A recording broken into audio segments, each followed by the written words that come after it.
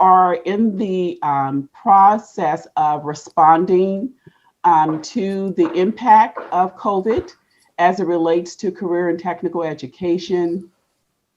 I work alongside all 15 district leaders. There's 5 multi-college districts, and those carry the chancellors, and then there's 10 single college districts where we have superintendent presidents. And so they made a decision several months ago to commission this report to assess how programs are doing in times of COVID as far as continuing to deliver effectively and migrating onto the virtual online space. And so that hard to convert research finding really demonstrated that we are resilient. First of all, we are very resilient. For years, we've been trying to get our colleges to consider online instructional delivery. And it seems like overnight that we were able to transition many of our programs onto the online space. However, there is a challenge with those disciplines that have that require heavy machinery and equipment as it relates to laboratories and practicums. Mm-hmm. And so we are working to vet vendors who can help us migrate those challenge programs onto the online space.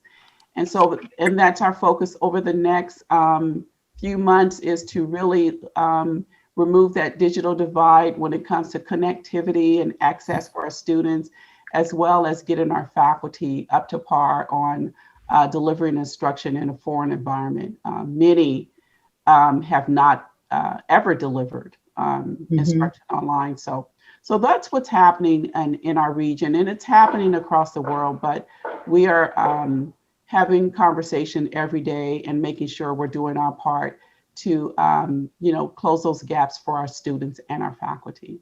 So Dr. Grainer, I'll stop there. I have to transition to a board meeting, but thank you so much for allowing me to come in and just give a quick update. I appreciate it. Well, we appreciate you being here, and thank you very much. Alex, if you could keep us informed about the status of the Department of Labor grant, I think, and keeping my fingers crossed, I think we have a very good chance of landing that grant, and the impact that it will have on the region, I think is going to be tremendous. So thank you for your leadership on that. We're really grateful that you could take some time to be with us today. Thank you so much. Okay. Thank you so much. You all take care. Have a great session. Bye-bye. Okay, great. As we move along, I'd like to toss the baton over to my great partner in crime. We've been through many a fun event, bringing again together members of our community in both business, industry, and education. Amy Gratt, welcome. And please say a few words to get us going today.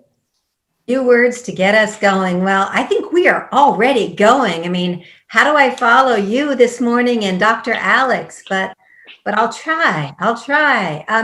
Thank you all for joining us today. I think we're over 74 participants on this call. That's not bad for a Friday. On behalf of the team here at EXP, the Opportunity Engine, we are just so delighted to partner again with Dr. Kathleen, and this time VitalLink, to bring this business and entrepreneurship advisory to all of you today. I guess to add to the conversation about the relevancy of what we are all doing today, EXP was created out of the industry, global trade and logistics. 21 years later, we're broad and we are any industry, but our heart is still in that sector. And I've been in a number of conferences and consortia and industry associations over the past couple of weeks related to supply chain and logistics. And can I tell you the number one thing I hear that's on their mind and is a great concern to them? Their talent pool. That is what is differentiating one company from another, having the right talent, the right skill set. They're all competing for talent. And guess what, folks? You are the folks who make that talent happen. It's the technical skills that they acquire in your courses, but it's also the soft skills. And we've heard it again and again, and I'll just put it out there again. What they want from their employees is those essential interpersonal skills that will never be automated, that will never be replaced by a robot, but they need to be developed.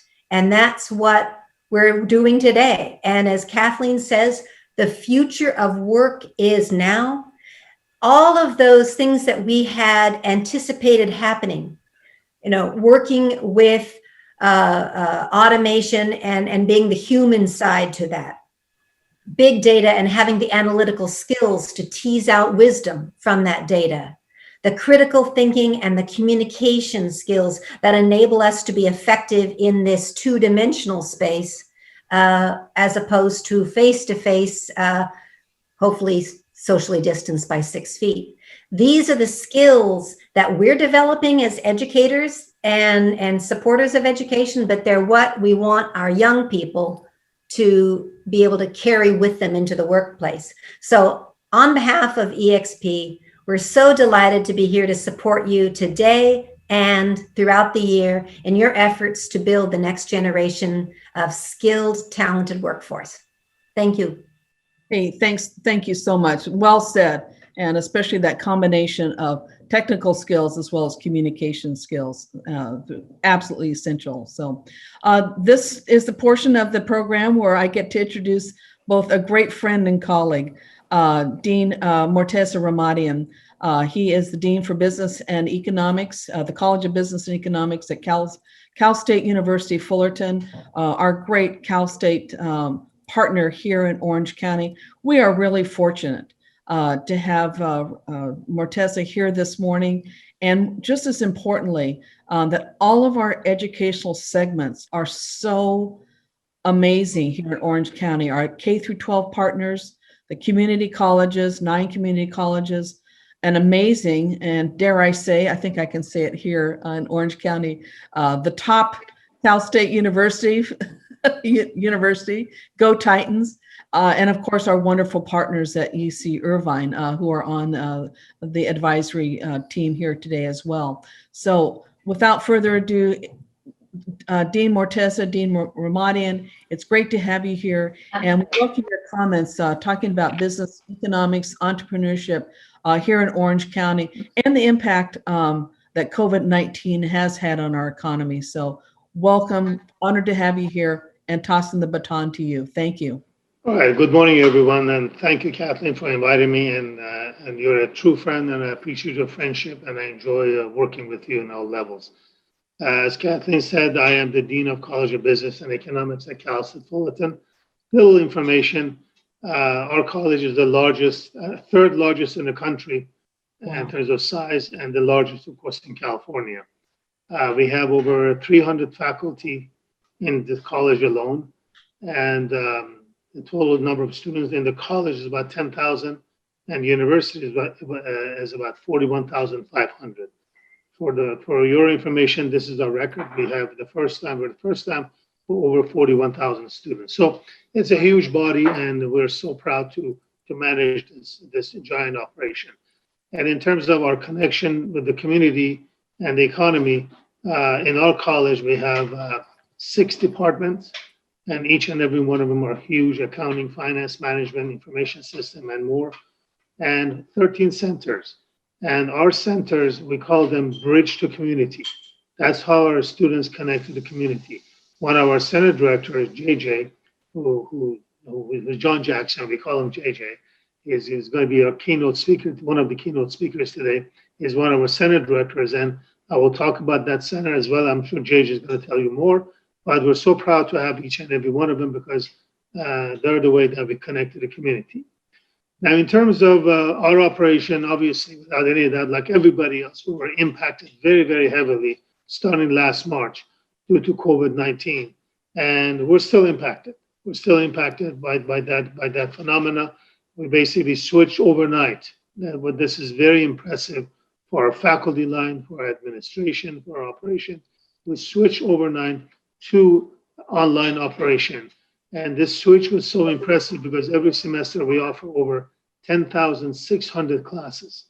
So switching 10,600 classes overnight to online, just imagine the IT requirement that you must have to do this giant transfer. But we did it. We did it, and I must say we did it successfully. And obviously, this fall we are virtual/online. Next semester, spring 21, also will be online. And I hope and pray that someday soon we can go back to at least some close to what we had. In my opinion, we're not going to go back to pre-COVID-19.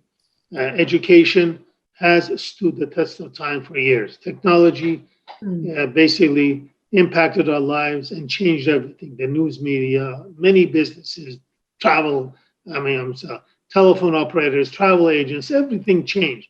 Education stood the test of time.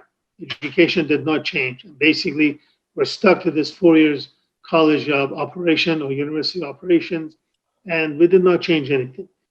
In my opinion, the game is different now. This was a forced revolution on us. We were forced to experiment with this.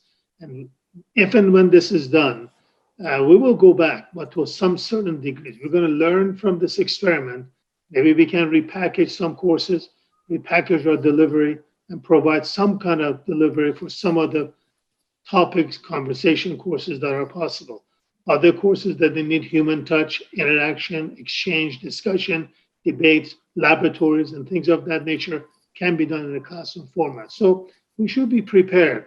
We should really be prepared for the change that is coming to us.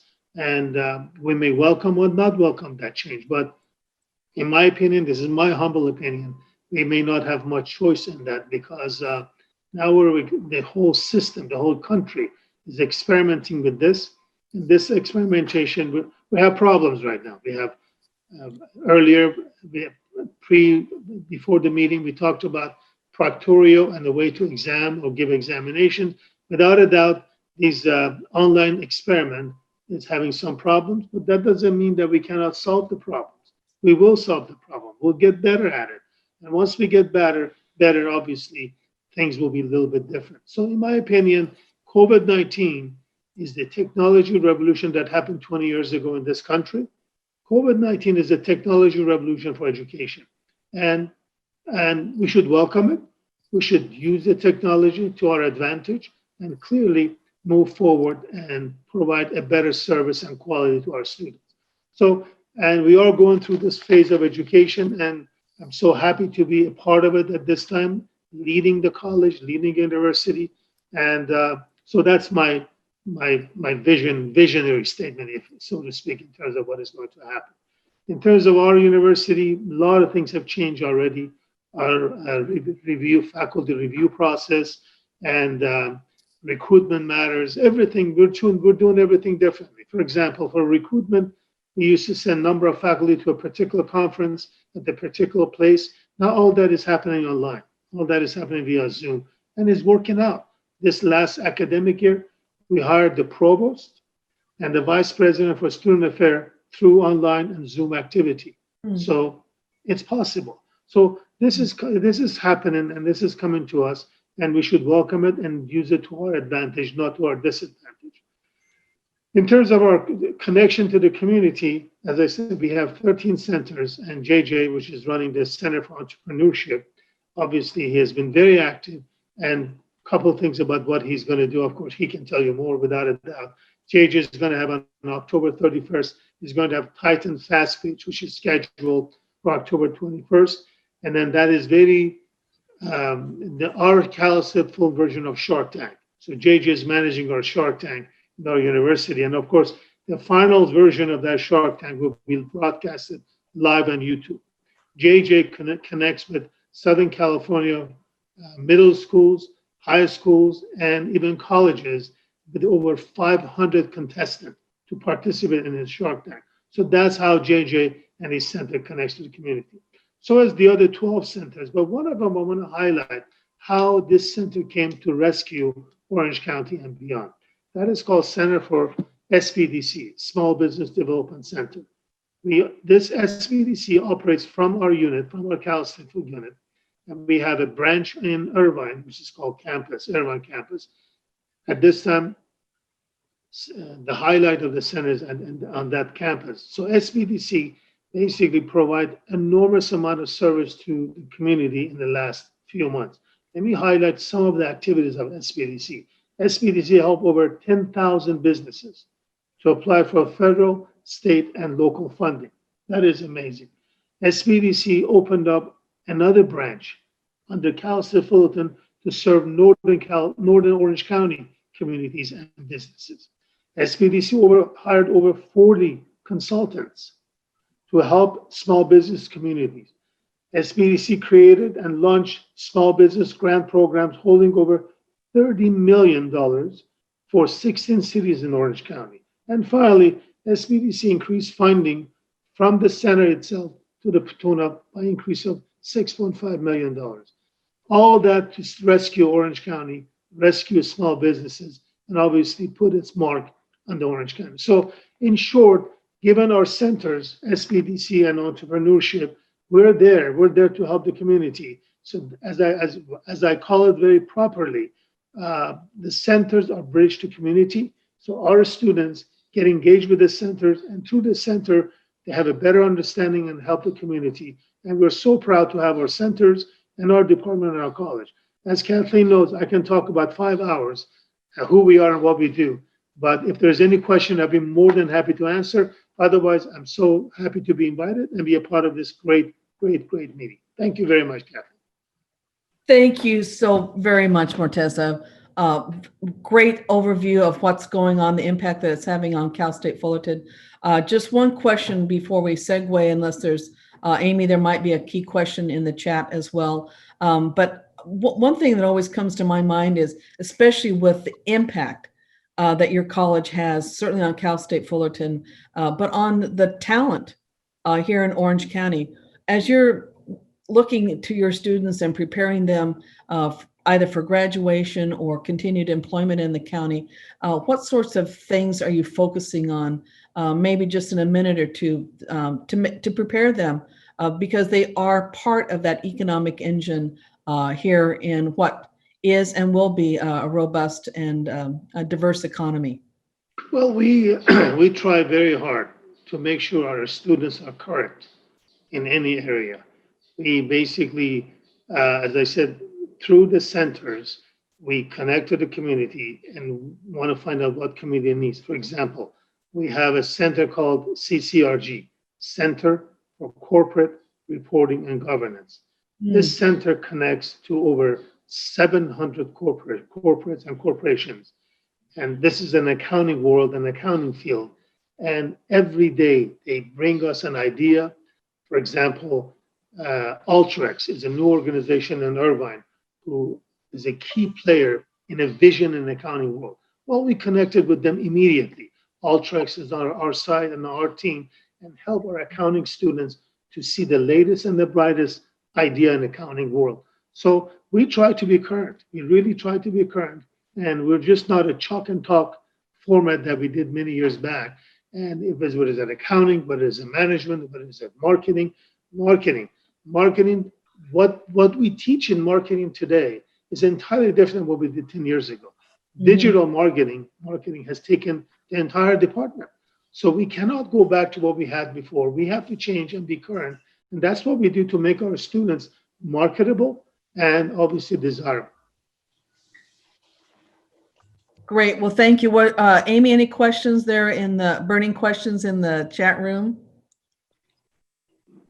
I don't see any burning questions in the chat room. I just see a lot of go Titans. I love to. I thank you, Amy. That's wonderful. Yes.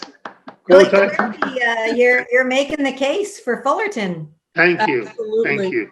It's so amazing, and I just see a comment here from one of our panelists today that her son is in the last semester at Cal State Fullerton. So, very, very grateful to have you here, Mortez. I know you are very. I want to talk. Is that individual male or female? Talking about the son. Tracy just pulled up, she's at the bottom of my screen Okay, today. that's all right. To that individual who has their kids in Fullerton, I want to apologize to that individual because we're going through some tough time. We're definitely going through some tough time because of this transition. But too bad that individual is graduating. But if he or she was a freshman or even sophomore, I will guarantee we'll get through this. We will get through this and deliver. Thank you. Well, that's good stuff. Thank you so much, Morteza, for being here. Believe me, I know exactly how busy you are, and I can tell you're in your office today. So be safe, take care of yourself, and I'll see you around Laguna Beach here shortly. So let's do it. May I just say something very quickly to Morteza? Yes. There's no need for an apology because my son actually went through an online high school and this has been seamless for him. He loves it. Oh, wow, fantastic, fantastic. But we do have some concerns without a doubt, but we'll get through it. Absolutely. we're working on it too. So. Thank you for your support and kind words. Thank you very much. By the way, this is JJ. He is a terrific student and he is in my class. So Thank you very much, JJ. Oh, wow. See, there's always and only in Orange County 1 degree of separation. So what are the odds that one of our panelists' son is in JJ's class? And well, the reason this son has a good experience because he's in JJ's class. Right. And JJ is an outlier. He's one of the most popular professors. So. And he just did receive last week a package from JJ with some, books and so forth as a thank you for being in the program, which was a great touch. really nice. That's cool stuff. Again, thank you, Cal State Fullerton, for being a good partner here, and the College of Business and Economics. And Morteza, you have been a great partner, certainly with the community colleges in accounting and many of the other business, marketing, CIS, all of the allied disciplines in business and entrepreneurship. So again, thank you so very much. Thank you again. Have a great day. Thank you very much. Thank you very much. Moving into our colleagues on the community college system here in Orange County. Remember, I talked about the LAOCRC. I can now say that acronym pretty easily. But one of our key components in that consortium is our Center of Excellence. And it gives me great pride to introduce our next section this morning, led by Dr. Jessie Crete and her colleague, Jacob Poor. Of the many things that we try to emphasize in our advisory meetings, it's access to data, resources, and current information. And so Jessie's going to provide some just-in-time information with regard to labor market information, overview of the business and entrepreneurship sector analysis, and talk a little bit about that project, which really wasn't that long ago, Jessie, and thank heavens we did it in 2019, as well as an important and critical report that we rely on here in Orange County, the Warren Report, too. So without further ado, welcome, Dr. Crete. Glad to have you here. And we'll probably have a PowerPoint presentation available, but thank you, and the baton is yours. Great, thank you, Dr. Greiner. It's wonderful to be here with you again. I think this is the third year we've done this. It is. So it was one of the first presentations Kathleen asked us to do when we first came on board. So Jacob and I are both here. Jacob will be helping man the chat and any questions that come up there while I'm presenting. So let me just switch over to the presentation. So this will be made available. I will send it over, Dr. Greiner, to you and Gabriel, so you have it and you can add it to your resources as well. And we tend to try to add notes and things in the notes section so you all have access to it. Kathleen asked us to talk a little bit about where we're at right now with the Orange County labor market, especially considering what's happening with COVID-19 and those impacts. So obviously, this is a conversation that can go on much longer than the 10, 15 minutes that I have allotted. So we're gonna just touch it on a real high level. So feel free to ask questions, but just know we're not gonna go too deep. Also, it's kind of early in the morning for a lot of numbers and it's Friday, so I wanted to be kind, but hopefully you've got your coffee, tea, and you're ready to go. I think most of you are aware of who the Centers of Excellence are, but just in case there's a few here that are not, The Centers of Excellence are a technical assistance provider that was created by the Chancellor's Office, Community College Chancellor's Office, over 20 years ago. And there are currently 9 Centers of Excellence. You can see them on the map. We're generally is laid out in accordance with the for the community colleges. And the Orange County Center of Excellence, this iteration of it started in September of 2018. So Jacob and I have been around since then and have been really happy to work so closely with the community colleges in Orange County to really make sure that they have the best, most accurate labor market information that we can give them. We also try to work with a lot of other areas in addition to just labor market information and traditional work that COE has done, again, to really make sure that our colleges and our partners have the data that they need to make those strategic decisions as we move forward, which I think has been helpful, as we've gone into these really uncertain times. So right now, let me preface my remarks by saying this. Most of you should know, or if not all of you, that the EDD shut down for a couple of weeks to try to get caught up on their backlog of applications and things for unemployment. And that has caused a massive delay in data.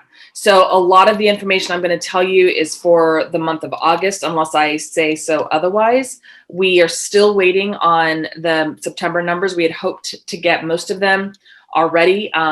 The unemployment rate should be going up again, I believe, in October 16th. So in another week, we'll have that.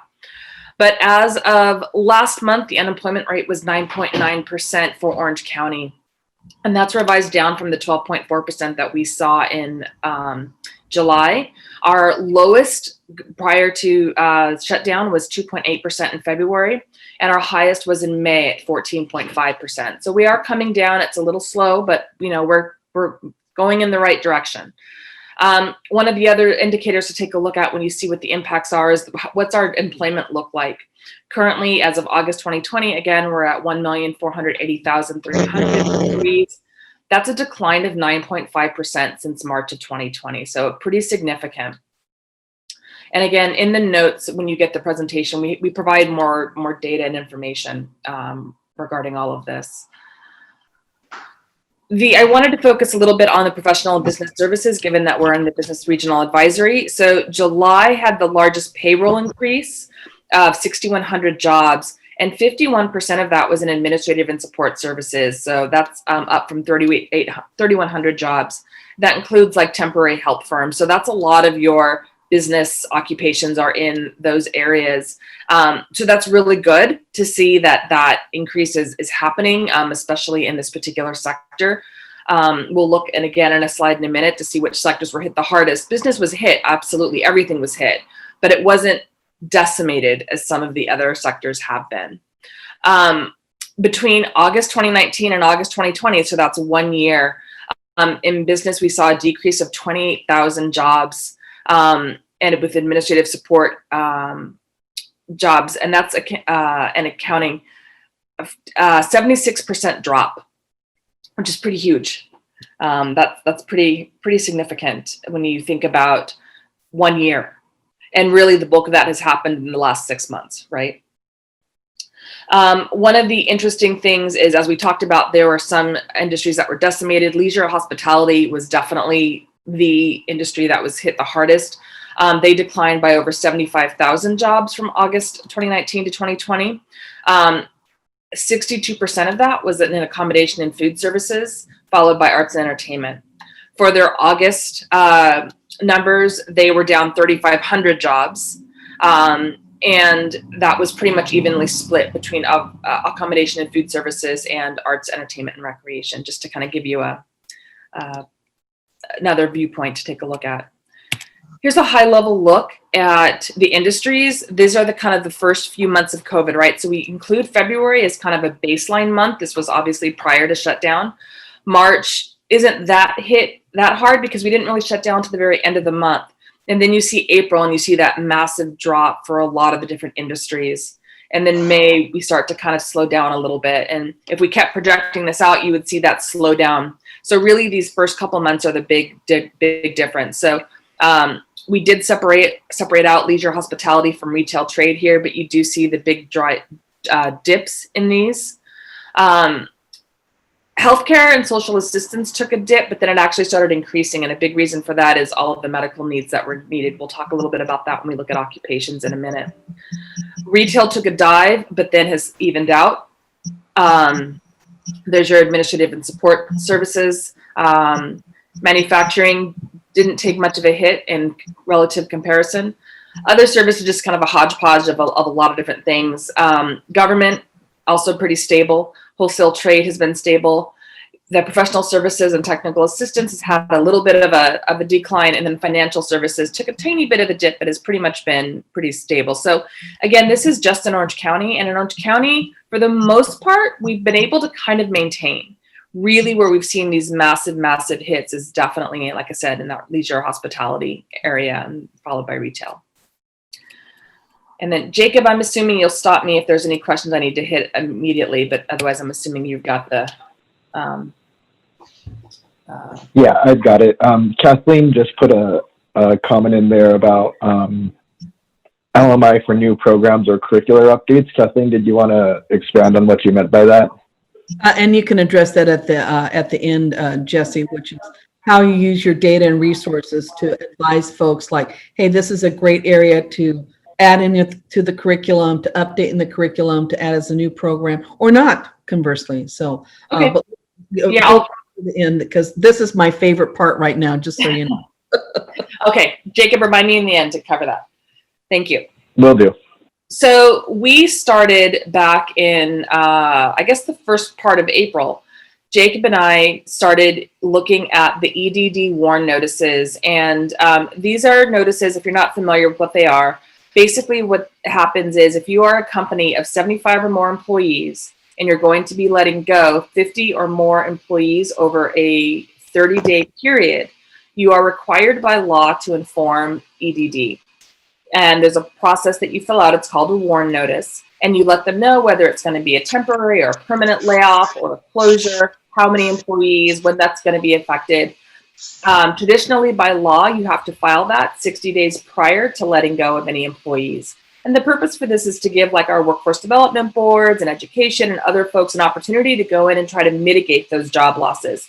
Maybe not necessarily by saving the jobs at that particular company, that might not be possible, but potentially about getting those soon to be laid off employees into other services or other jobs or other things as quickly as possible to mitigate the impact. Since COVID, that 60-day requirement has been removed, and these notices have been coming in willy-nilly. It's been crazy. The first 3 months, we did these every 2 weeks, these updates. We are now doing them once a month. What I don't have, and this is where I was saying the data is significantly impacted, we should have by now actually already released our September update. However, the EDD data, and this is all available online. If you just type in EDD warn, this will come up and you can pull down their reports and see everything there. But the most recent update for Orange County, I believe, is September 23rd. So what's not, you'll notice some things that are not there. So we haven't updated this. So what I'm pulling is some pieces from what will be our September report and from some pieces from what will be, what were our August reports. You can kind of see them. So these are some overall observations that we had. This is, okay, so this is from the September, what we issued in September for August. So what we generally do is we talk about the number of employees that have been impacted, whether that's an increase or a decrease from the prior reports and from the beginning of this, tracking this. We also show, we disaggregate the information by colleges, districts, and see which districts have been affected by the most employees being laid off in that particular area. Oops, sorry. Pardon, I do want to hop in before you leave that slide. With regard to the information that you break down by districts, just for folks in the audience, there are 4 community college districts in Orange County, and amazingly, they're north, south, coastline, yes, that would be on the west side. And then what's the fourth one? Rancho Santiago. Yeah, Rancho Santiago, which would be on, I'll call it like the east side as well. But what's great about these notices is that, as Jesse just noted, it breaks it out by those 4 portions of the county. So this was a great report. Please do get this information on a monthly basis. And depending on where your high school, your K through 12 districts are, you can look at that information and learn more about just the local eco-economy in that particular district. And it's pretty easy to find that information. So, but thanks. Jesse knows I look forward to this report every month and read it because it is a great snapshot of what's happening in real time. So thank you. I appreciate that. Onward. So the report isn't complete for September because we're waiting for the numbers, but we did pull some updates just for you to take a look at. These are through September 23rd. So there were 27 notices received in September, and I apologize for the large number of text on this. There's just no way around it. 41% of those were for permanent, either layoffs or closures, and 48% were temporary. One of the big shifts, that we've seen over the last 6 months is the massive swing from temporary layoffs and closures to permanent layoffs and closures. At the very beginning, there was hardly any permanent layoffs and closures, maybe 1%. Now we're seeing almost half, and in some cases even more permanent than we did temporary. There were over 2,800 employees affected by all of the notices received in September.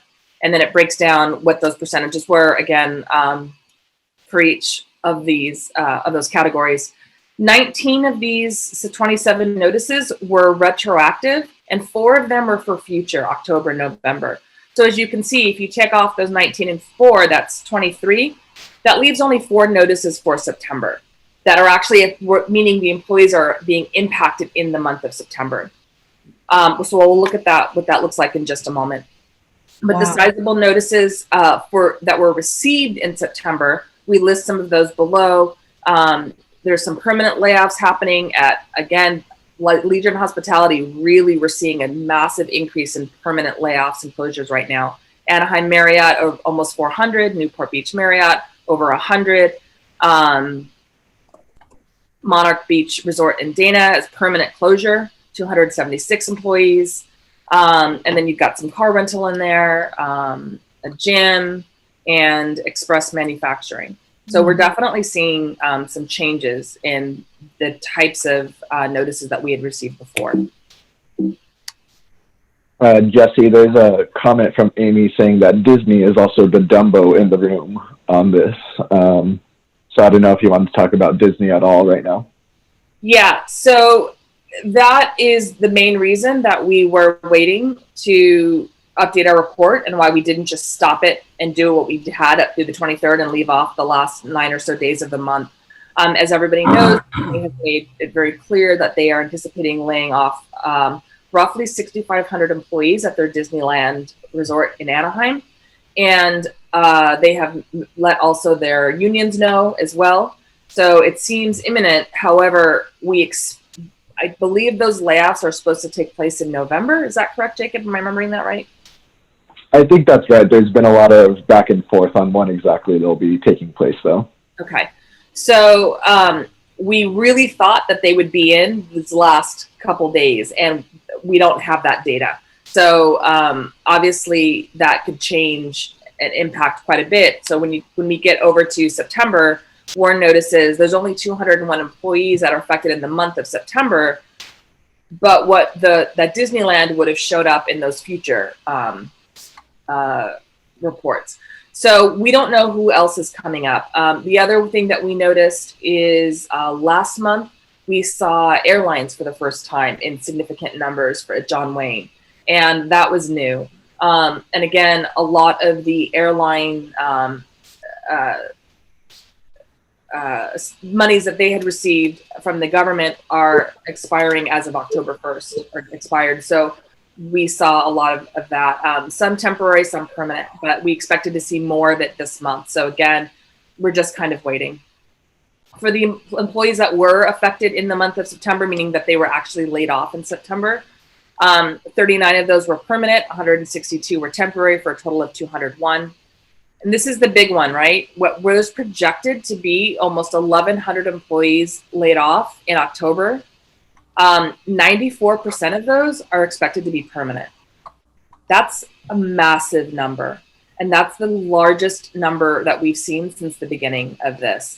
Definitely the highest number of employees affected, but most certainly permanent as well. So, and this again isn't including Disneyland and that 6,500 that they're talking about. So I did want to just say really quickly is the top 5 for the entire, if we rank all of the number of employees affected by the state throughout the state, Orange County doesn't have that many. There's 1 in the top 10, 2 in the top 20. The highest number of layoffs was over 3,000 layoffs that were temporary back in March from Pacific Dental Services in Irvine. The Irvine company was number 19 and number 47. In May, they let go over 1,600, almost 1,700 permanent layoffs. And then again in April, or prior to that, they had almost 1,100 temporary layoffs. So they were number 19 and 47 respectively in the state. And then following up with that was number 48 from April for the Hilton Hotel with just over 1,000 temporary employees laid off. And then number 54 was Oakley with almost 1,000 temporary layoffs. So just to kind of give you a context of where Orange County is compared to the rest of the state. So this is a real quick snapshot of what it looks like when we do this report. I don't expect you to be able to read this right now, but this is just tracking the information by month as well as by district. And we just track what the changes are and all of those fun things. This again is to show you kind of what the trend has looked like. So this big giant red was the temporary layoffs. They spiked really high in that March, April, which is what I was talking about, and then plateaued.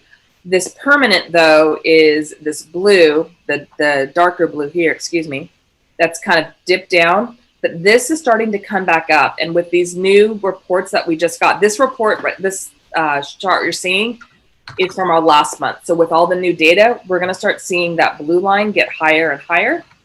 And that red line staying relatively flat as of right now. So that's going to be something we want to be watching as we move forward.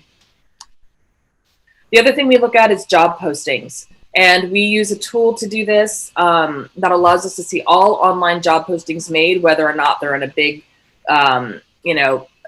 giant thing like LinkedIn or something like that, or they're a company's own online portal. We compare the first week of March as our baseline, because that was prior to Safer at Home and things were relatively normal. And then the most full week prior to submitting the reports out. So this data is current. There was, the job postings here go through August 3rd. So the week of March 1st had 8,400 online job postings. And then the most common week that we just looked at had over 5,700.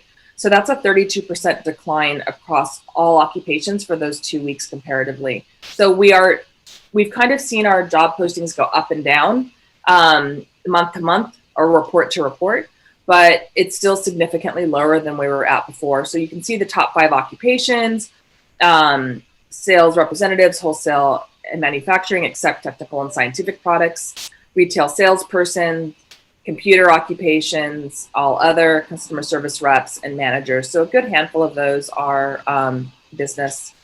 And then the top 5 with the largest increase were registered nurses. That's been very consistent. Heavy tractor trailers also been very consistent. Security guards, merchandise displayers, and window trimmers, janitors, and cleaners. So this is just a snapshot of what the top 10, the report goes much lower, but you can kind of see this is our base year on the left, and then on the right, a base week, is the most current week.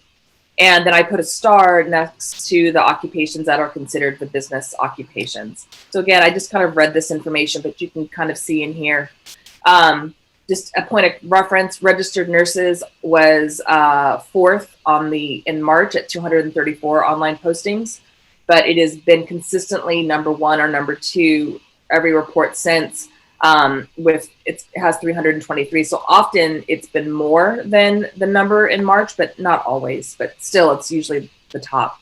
Customer service rep is the first business occupation, followed by sales representatives with managers there. Those three have stayed relatively in that order.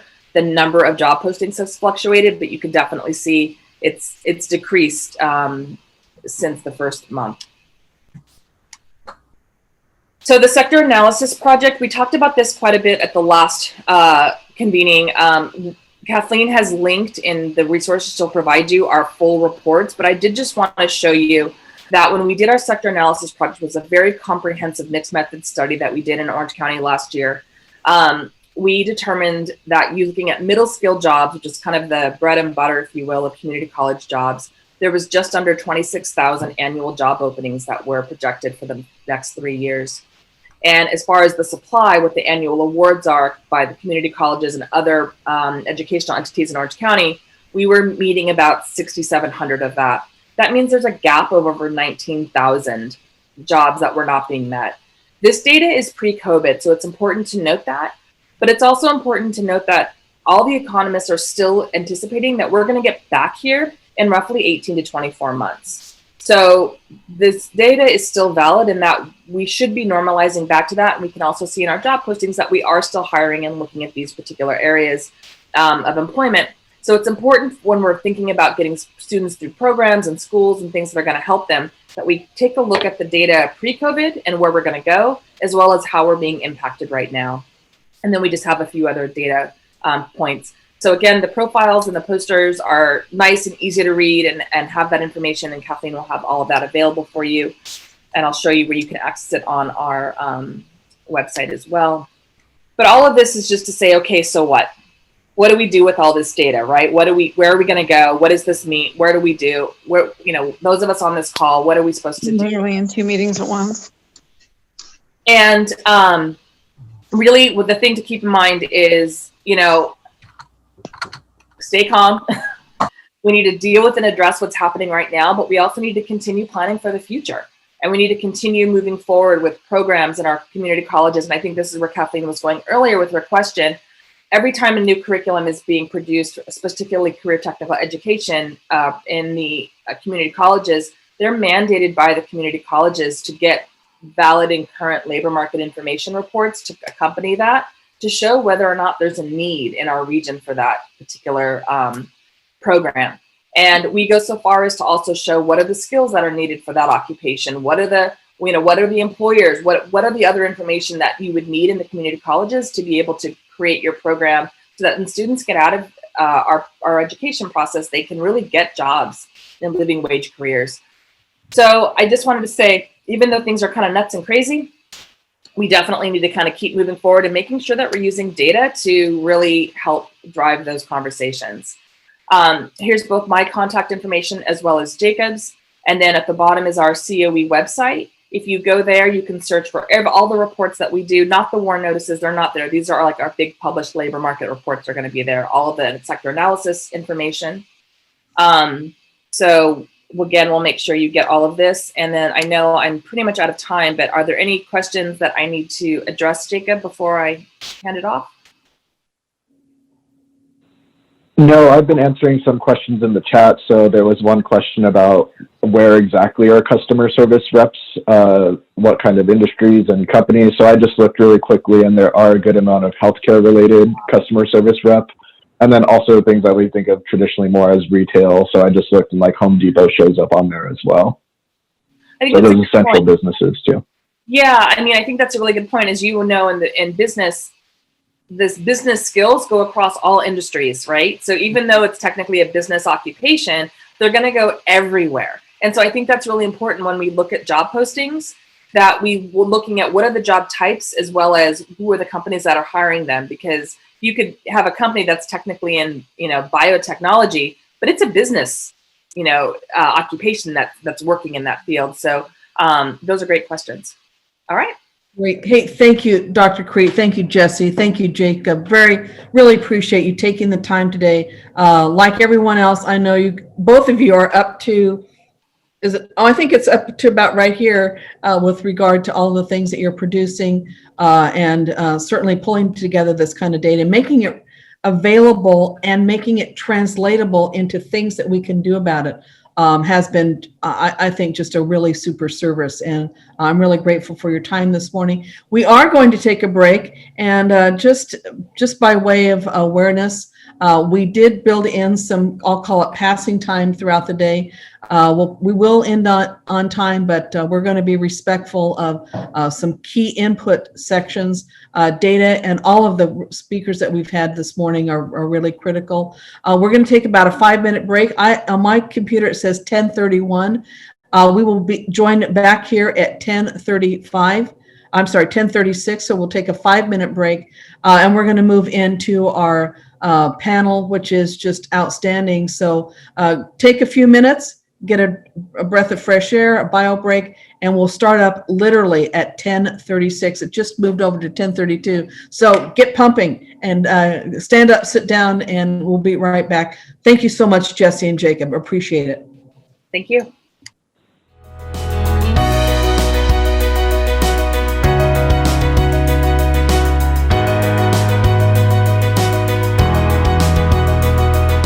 Forward, and it's my pleasure. I'm impressed that almost all of us, we started off with about 75, 80, and we're holding very, very steady at 79, which is really great. Thank you all for sticking around, and we wanted to make this day worth your time in terms of relevant information that you can take back and use in the classroom and or use in your business as well. So it's with a great sense of personal and professional pride that I introduce our upcoming panelists, and especially the moderator. Cara Raffele has just been a lifelong friend, and I called her a sister Scorpio already in this conversation. But we've been long time pals, and so honored to have you, Cara, here as our moderator, and all the other panelists, which I'll let you introduce in more detail. But I'm glad to have Tracy Tanner here from Colina Corporation, Bian Lee, who just a wonderful, wonderful colleague. I remember Bian not too long ago. Remember, I came to WeWork, and it was fun. And I was in a WeWork 2 Sundays ago, and it was like a ghost town. I could have played tennis in the lobby. And then finally, Jay Sidell, we're just glad to have all of you here. A super panel, great diversity of conversation and capacity. Without further ado, Cara, I'm going to throw the baton over to you, and we'll take it from there. Thank you so much again for being here. Kathleen, thank you so much, and thank you all for inviting me today. I did have an opportunity to sit in as part of the last data report and found it fascinating, and hope that this panel continues with the momentum that was built this morning. So today we are going to be discussing where do we go from here, navigating business and economic landscape in OC during the COVID-19 pandemic era. And we have 3 guests with us today who are going to shed light on this from their diverse perspectives. We have Tracy Tanner, who's CEO of Colina, Bian Lee, CEO of the Hungry Lab, and Jay Sidell, who is a drone instructor and media advisor for Fullerton College. Before we get into some of our questions, let me just give you a little bit more background on our panelists today. Our first speaker is Tracy Tanner, and her experience in technology industry goes from the supply chain, creating strategic client partnerships at companies like Micro Center, Microsoft, Corporate Software, and Ingram Micro, a few local names there. And at one point in her career, she even inherited a department with poor morale and led the team to success, eventually opening up another opportunity at EY's human capital practice. She always looks for ways to take on responsibility, and she usually would be tapped on the shoulder to share her programs and insights, and credited her fellow employees for being instrumental in her team's success. We're going to hear more from Tracy in just a moment. I also want to introduce to you Bian Lee. She is the founder and CEO of the Hungry Lab, and she's an award-winning thought leader, futurist and educationalist, and a pioneer of applying regenerative ecological principles to building a regenerative economy long before COVID-19 accelerated the global shift in this direction. Oh, yeah, that's Her better. work breathes life into world-changing ideas at the intersection of technology, education, social innovation, and entrepreneurship. And she believes in the transformative power of technology with humanity, innovation with context, and disruption with consciousness. Before she started the Hungry Lab, she was also an entrepreneur involved with schools, school districts, and sustainable economy. And finally, Jay Seidel is a journalism professor and media advisor at Fullerton College, where he teaches a variety of courses and advises the student publications, both in English and Spanish. From 2012 to 2018, he was the editor and publisher of La Havre Journal, Great Independent News. And before he became a college instructor in 2005, he worked for 12 years as a writer and editor for various publications, including the Los Angeles Times, Popular Hot Rodding, and we must owe him a debt of thanks because he served for 11 years in the U.S. Army and California Army National Guard, where he worked as a combat engineer and photojournalist. So thank you all for joining us. Let's go ahead and get started. With COVID being on everyone's mind, the economy, and returning to work, I kind of want to ask this question of everyone. As we're finding out where do we go from here, we already have a very fast-paced workforce, and recent graduates really are being expected to think like entrepreneurs themselves, especially in terms of coming to the job market with a diverse sense of skills, the ability to market themselves. What are some constructive ways we can assist them in being better prepared for themselves and creating this particular kind of mindset?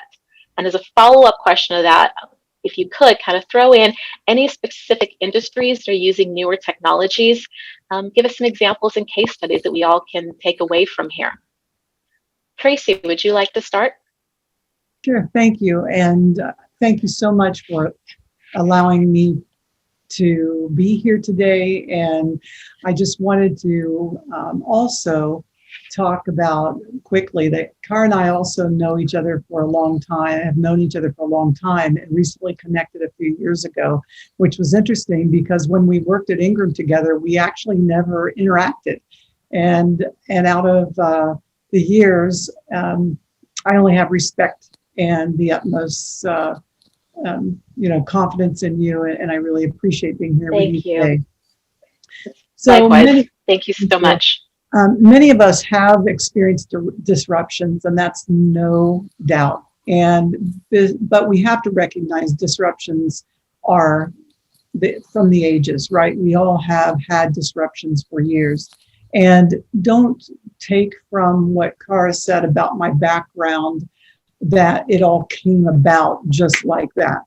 You know, I absolutely did work for 4 Fortune 100 companies. I worked for privately held companies, one being on the top Fortune 100 list of private companies.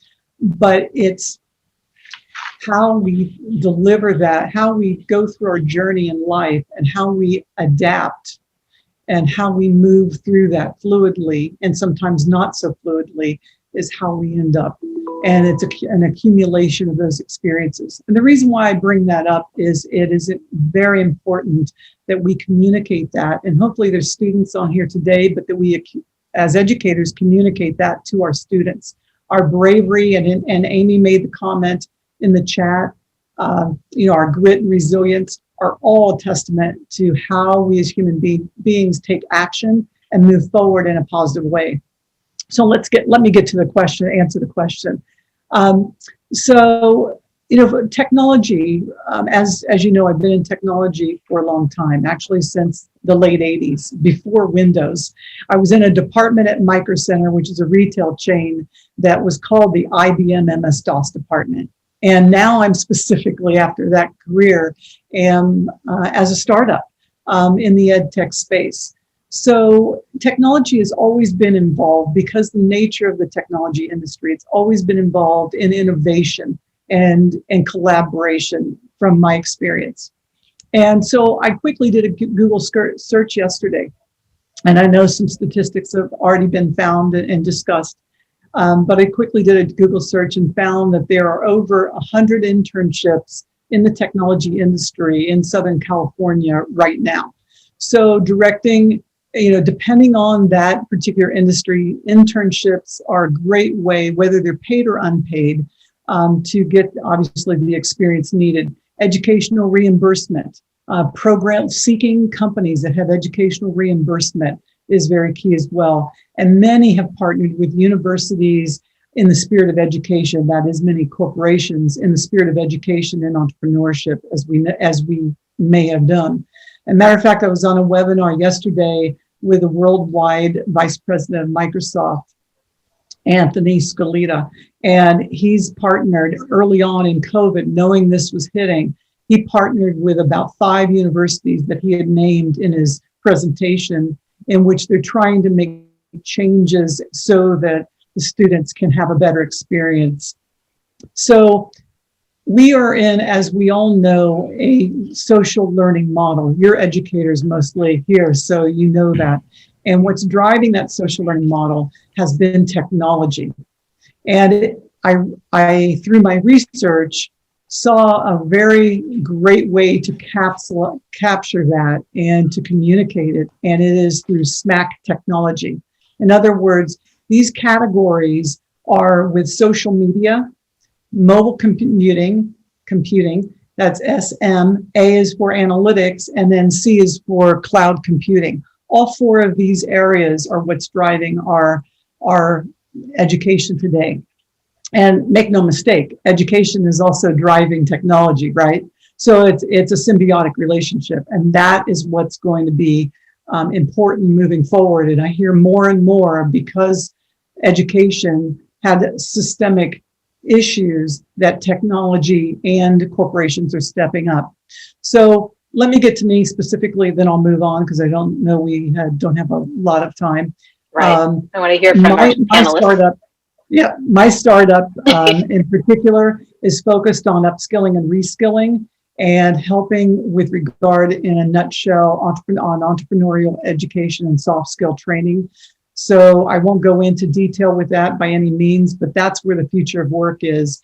And I'll offer today anyone, whether you're an educator or a student, if you email me, and I'll put my email, I have my LinkedIn in the chat.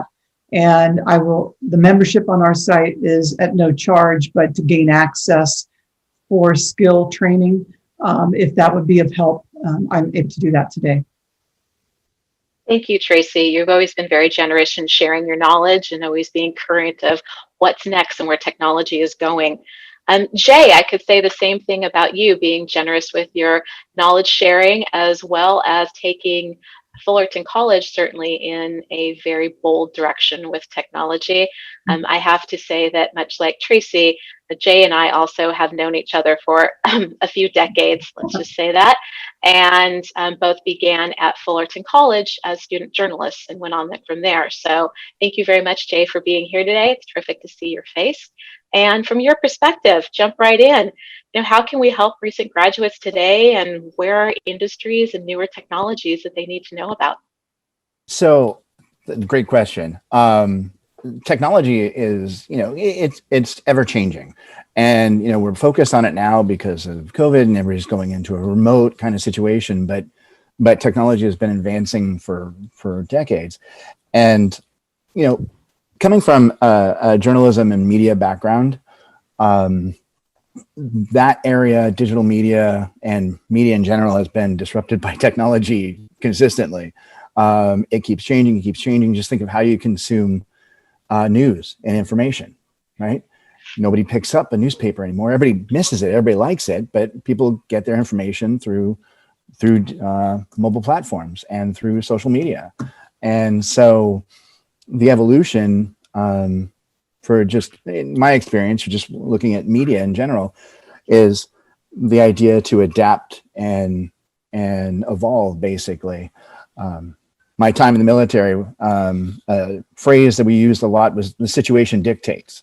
So the situation dictates kind of your reaction and how you're going to react to and plan for future events. So as things keep moving, we need to advise students to adapt and be flexible, learn new tech, be open to new technologies, and be conscious of where things are going, be observant of kind of where the markets are going. We've moved into doing a lot in, I moved from digital media to autonomous systems and primarily drone operations, but we're also moving into the VR, AR sector too as well. And those areas are developing at a rapid pace right now. As Amazon and FedEx and UPS will start dropping packages safely in your backyard for delivery, that's going to be a whole, and then travel, where Uber Air is something that's going to be a reality in the not so distant future, where you can just go on top of a building, get in your little helicopter, and have an Uber driver drop you off at a park and ride, basically, and just alleviate traffic. So it's changing. And like I said, I think the biggest thing for us was educators is to convey that and be to students and say, hey, it's not just this way. It's this way now, but it changes and it will evolve. So you need to keep moving forward and keep evolving with it, and in the best way you can. Thanks, Jay. What I heard from you, Jay, and from Tracy are these ideas that technology is really just the method by which we learn to adapt, to tackle life challenges, societal challenges, and to grow in our career. And really the key there is being nimble, being adaptive, but also a lifelong learner. And so as business leaders and educators, we can set the right foundation for youth today. So Jan, tell us more about that from your perspective. I'll go ahead and ask the same question, but if you could also address this from the standpoint of how do we really need to prepare recent graduates today because of these changes in technology, but also as it relates not only to COVID, but just their lifelong skills, because it sounds like these situations really are brought about and are more front and center right now because of COVID. But these are things we need to be tackling anyway. So we'd love to hear your perspective. Thanks so much, Cara. That's a fantastic question. So I would like to start by giving a little bit of context in terms of the futurist work that I do. It's my job to be about 10 years ahead, and then go back 5 years for the strategy, and then go back another 2 years to help people with the executable roadmap to actually go from where we are today to where we need to be immediately, near term, and long term. So I would like to, give a little context in terms of where we are now, because what I find in a lot of these discussions, and I've taught over 2,000 people during lockdown alone on our future ready programs, is we cannot agree with where we're going if we cannot agree on the reality and what needs to be changed and what kind of future we want to build. And I feel like that's a very important part of this equation. We need to agree on what kind of future. And so in January, I actually gave a talk at the Irvine Chamber of Commerce, and DiMario was so gracious in letting me give a presentation on where we're headed. And one of the main themes was, given a lot of the work, the futurist work we do, and seeing all of these trends play out, resilience is no longer enough. We need to move because resilience implies a acceptance of the status quo. And the status quo, is what got us into trouble in this first place. COVID has laid bare and accelerated the awareness and the shift that what we have been doing is no longer sustainable from an economic standpoint, from a societal standpoint, and from an education standpoint. And I use education and schooling separately. And we tend to talk about education, schooling, learning, and skilling as the same thing, but they're 4 parallel things that have overlaps. And the goal of a holistic lifelong learning pathway for every individual is the congruence and the customized alignment between learning, skilling, schooling, and education. And so in that general context, there are several things, and if I can make a little tweak on some of the main themes here, the future of work was yesterday. And I tend to be invited on these talks to be a rabble rouser and to be a provocateur of some ways. And because the future of work, as we've traditionally talked about, was still perpetuating the existing systems that perpetuated the inequality, that perpetuated a lot of the things that got us into trouble.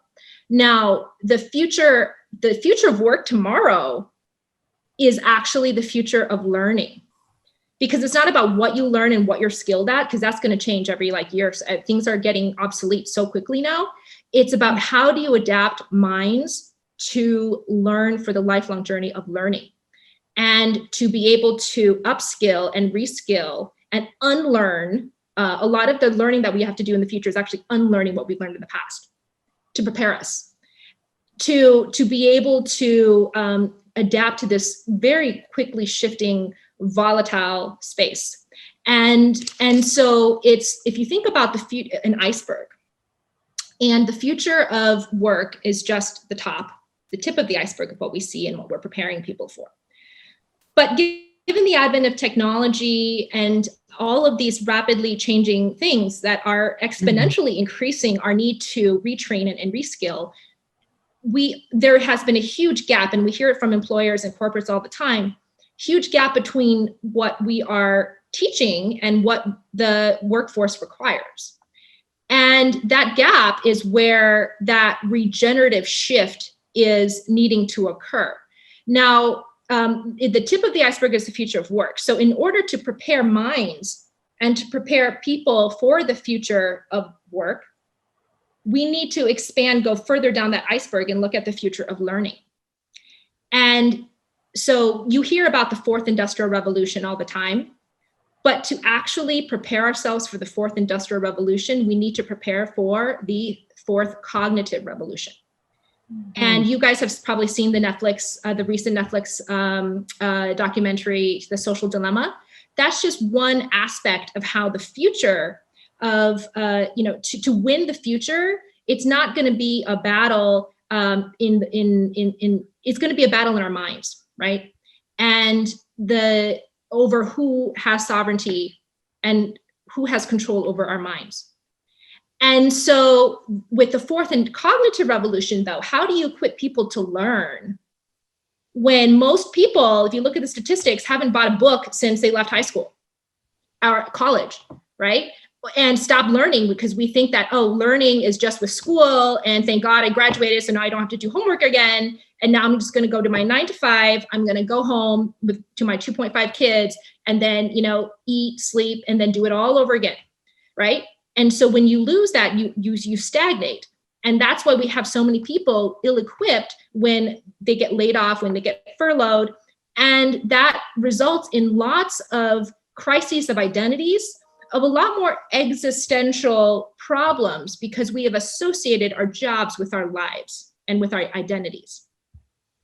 So, and how do you become open enough to stop the old patterns of learning of a job that now you've just got laid off from, and expand your mind to be even receptive to learning a new skill, right? And to even teach somebody to code a new skill, you can't do that if they don't have the right cognitive functionalities or are ready to accept that type of learning. And so we have to go one step deeper. So the part of that iceberg way down below the water is the future of being. And, I talk about it a lot in the work and the presentations I do when I speak around the world, is that so we need to almost go through an existential revolution, and COVID has accelerated that shift where people are starting to reassess, okay, what is my meaning? What is my purpose? Am I really supposed to be being a cog in the machine, or am I actually supposed to be being my own person? And so that is ultimately when we have all three aligned. So in the future, it's the future of doing, aligned with the future of learning and knowing, and aligned with the future of being. That is the ultimate path that humanity is going to take, that we can create a brighter and inclusive future for everybody, and not just the the corporates or the rich investors and the rich entrepreneurs that can pay high-priced futurists to create that future for them. We need to democratize it, and to democratize the access to the future, it needs to be building the cohesion and the integration between academia, between the workforce, between entrepreneurs, between investors, and this whole ecosystem. And to do that, we need to completely rethink. And so there are several key takeaways here. What I want to share is that the key takeaways are: resilience is not enough. We need to go from resilience to regeneration, right? The future of work is just the tip of the iceberg. Even with new technologies, and I do a lot, I'm actually co-heading this Operation Earth for augmented realities and augmented technologies for human development. And what I can say from all of the advanced tech we're doing, space tech, frontier tech, blockchain for climate change, all of that stuff, it's not about AI anymore. Okay, AI is already replacing jobs, and I'm bullish that it's going to free our mind space and our heart space to create more meaning in our lives, because we aren't meant to be robots working in a cubicle 9 to 5, right? We can let a machine do that, right? Our larger long-term economic value and human value is placed on how we can derive meaning for ourselves, our families, our communities. And that's when you start seeing society shift from a fear-based mentality of survival, got to get that paycheck, got to pay that rent, right, to a love-based abundance. And that's when we start seeing amazing things where people are free to create, right? And that is the ultimate. And that's the ultimate why of why we're creating it. And so what I say, AI is just the start. It's the catalyst for us to retrain our minds, to shift into our full ability to create. And that's what schools and universities and academia can really nurture and be a partner with us to do. And it's going from AI to IA to intelligence augmented, because we are only using just 5% of our brains, if that. And for us to truly transform ourselves, our lives, our societies, our communities for a much brighter, inclusive future, and we have access to it for everybody, not just the billionaires that became trillionaires during this academic, while the essential workers were furloughed. It's that we have, yeah. And so what I say is, the next generation of STEM is just, for the future of work. But if we want to get to the future of learning and the future of being, STEM, I would say it's a new acronym. And the next generation STEM skills are self. So we need to go beyond soft skills. Soft skills are no longer enough. We need to go to meta skills. And self-awareness, the meta skills related to self-exploration. T for tech. Tech is still going to be huge, but understanding technology with humanity. Technology is not a panacea. And when we think in that terms, we completely forgo the power of humanity, and we disempower ourselves to be able to actualize and stake our own claim in the future. E is for entrepreneurship, because those are key skills. Even if you're not meant to be, you don't want to be an entrepreneur, the entrepreneurship skills will set you up for a lifetime of innovation, of creativity, of problem solving, of collaboration. And then meaning. And how do we actually make meaning for ourselves? And when you see society, they say hurt people, right? And you can see in all the rifts right now in society and all of the polarities and discord. When we make meaning and we know who we are, we know how we learn, we know what works for us, how we work, how we do, we can step into a much brighter future that we can create for ourselves in terms of how we can make an impact, how we can make an income, how we can, do what we love, and how we can, live with purpose. And that's ultimately what that human journey is. So Thank I just you. want to leave you guys with that. And I want to encourage us, because we're creating a whole global ecosystem. Where And we have a few more questions. Okay. Yeah, great. Yeah. So that's essentially what I'd like to leave you guys with. That's amazing. But let's build on that too. I want to hear from Jay first and then Tracy. You know, Dion, you set up the future of life, not even the future of work, and how we are building that today. Let's get a little bit pragmatic if we can, so that we can build the correlation or the connection between today and the future of doing, learning, and being that you set forth. So I have a question here. Because of COVID, because of the economy, enrollment is down across community colleges. Yet we are seeing a proper funding that really could be poised to help potential students find new careers. A lot of students have been laid off. I want to find out, first, Jay, from your respective industry and perspective, how can we foster that supportive environment so that we can go from potential students who have lost their jobs into the need to changing careers, kind of getting toward what Dion just outlined for us? And then maybe 2 minutes for Jay and 2 minutes for Tracy. Yeah, I think the community colleges and our programs are positioned well for adjusting to upskilling and everything that was just said about moving forward. But I think that we need to, as educators, I mean, we need to look at collaborations. We need to look at reaching out with the workforce and building relationships with businesses, with industries, and get those partners, because those relationships will help not necessarily give us the credibility with students that have just lost their job and looking for something, they're looking for purpose, they're looking for a new training. But then we can say, well, we have this relationship, we have this collaboration, we have this, and they'll, the idea of trying to show them that there is that pathway to returning, right? Because when you're fired, I've been fired before.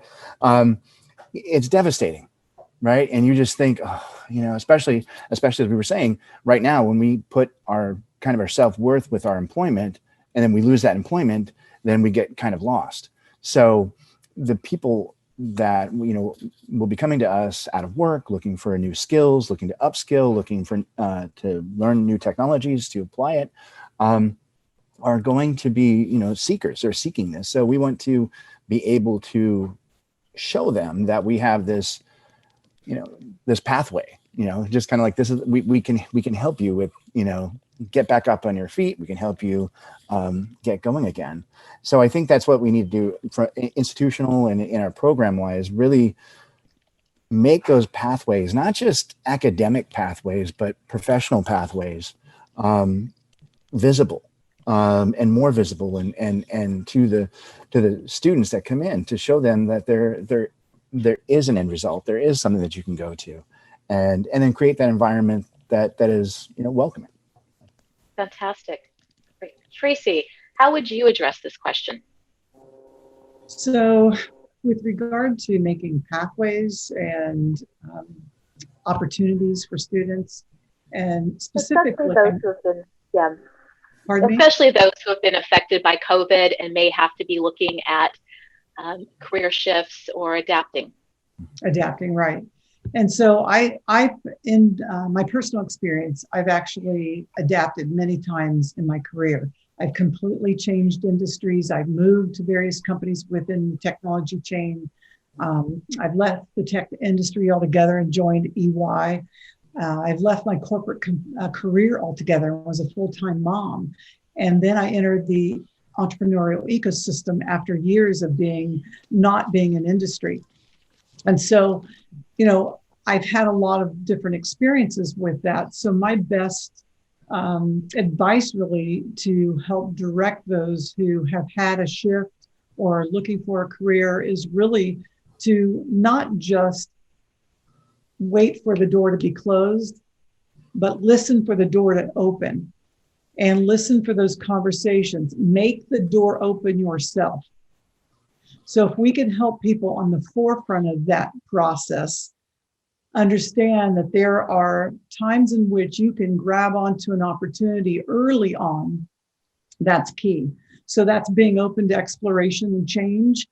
And then obviously do some due diligence, helping the students write their own personal mission statement, because I think it's not only education and industry, but I think it has to come down with yourself as well, because there's going to be challenges along the way and doors slammed in your face.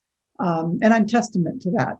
So building your own personal mission statement, vision statement, being prepared, being genuine, and being bold. And I think that's authentic and bold is really key. And I don't mean as you're driving down the street and you're mad at somebody flipping them off being bold and rude. I mean being bold and out there and engaged. And I think that's really the real key factor. My son, as I mentioned earlier, goes to Cal State Fullerton. He's been going through the interview process.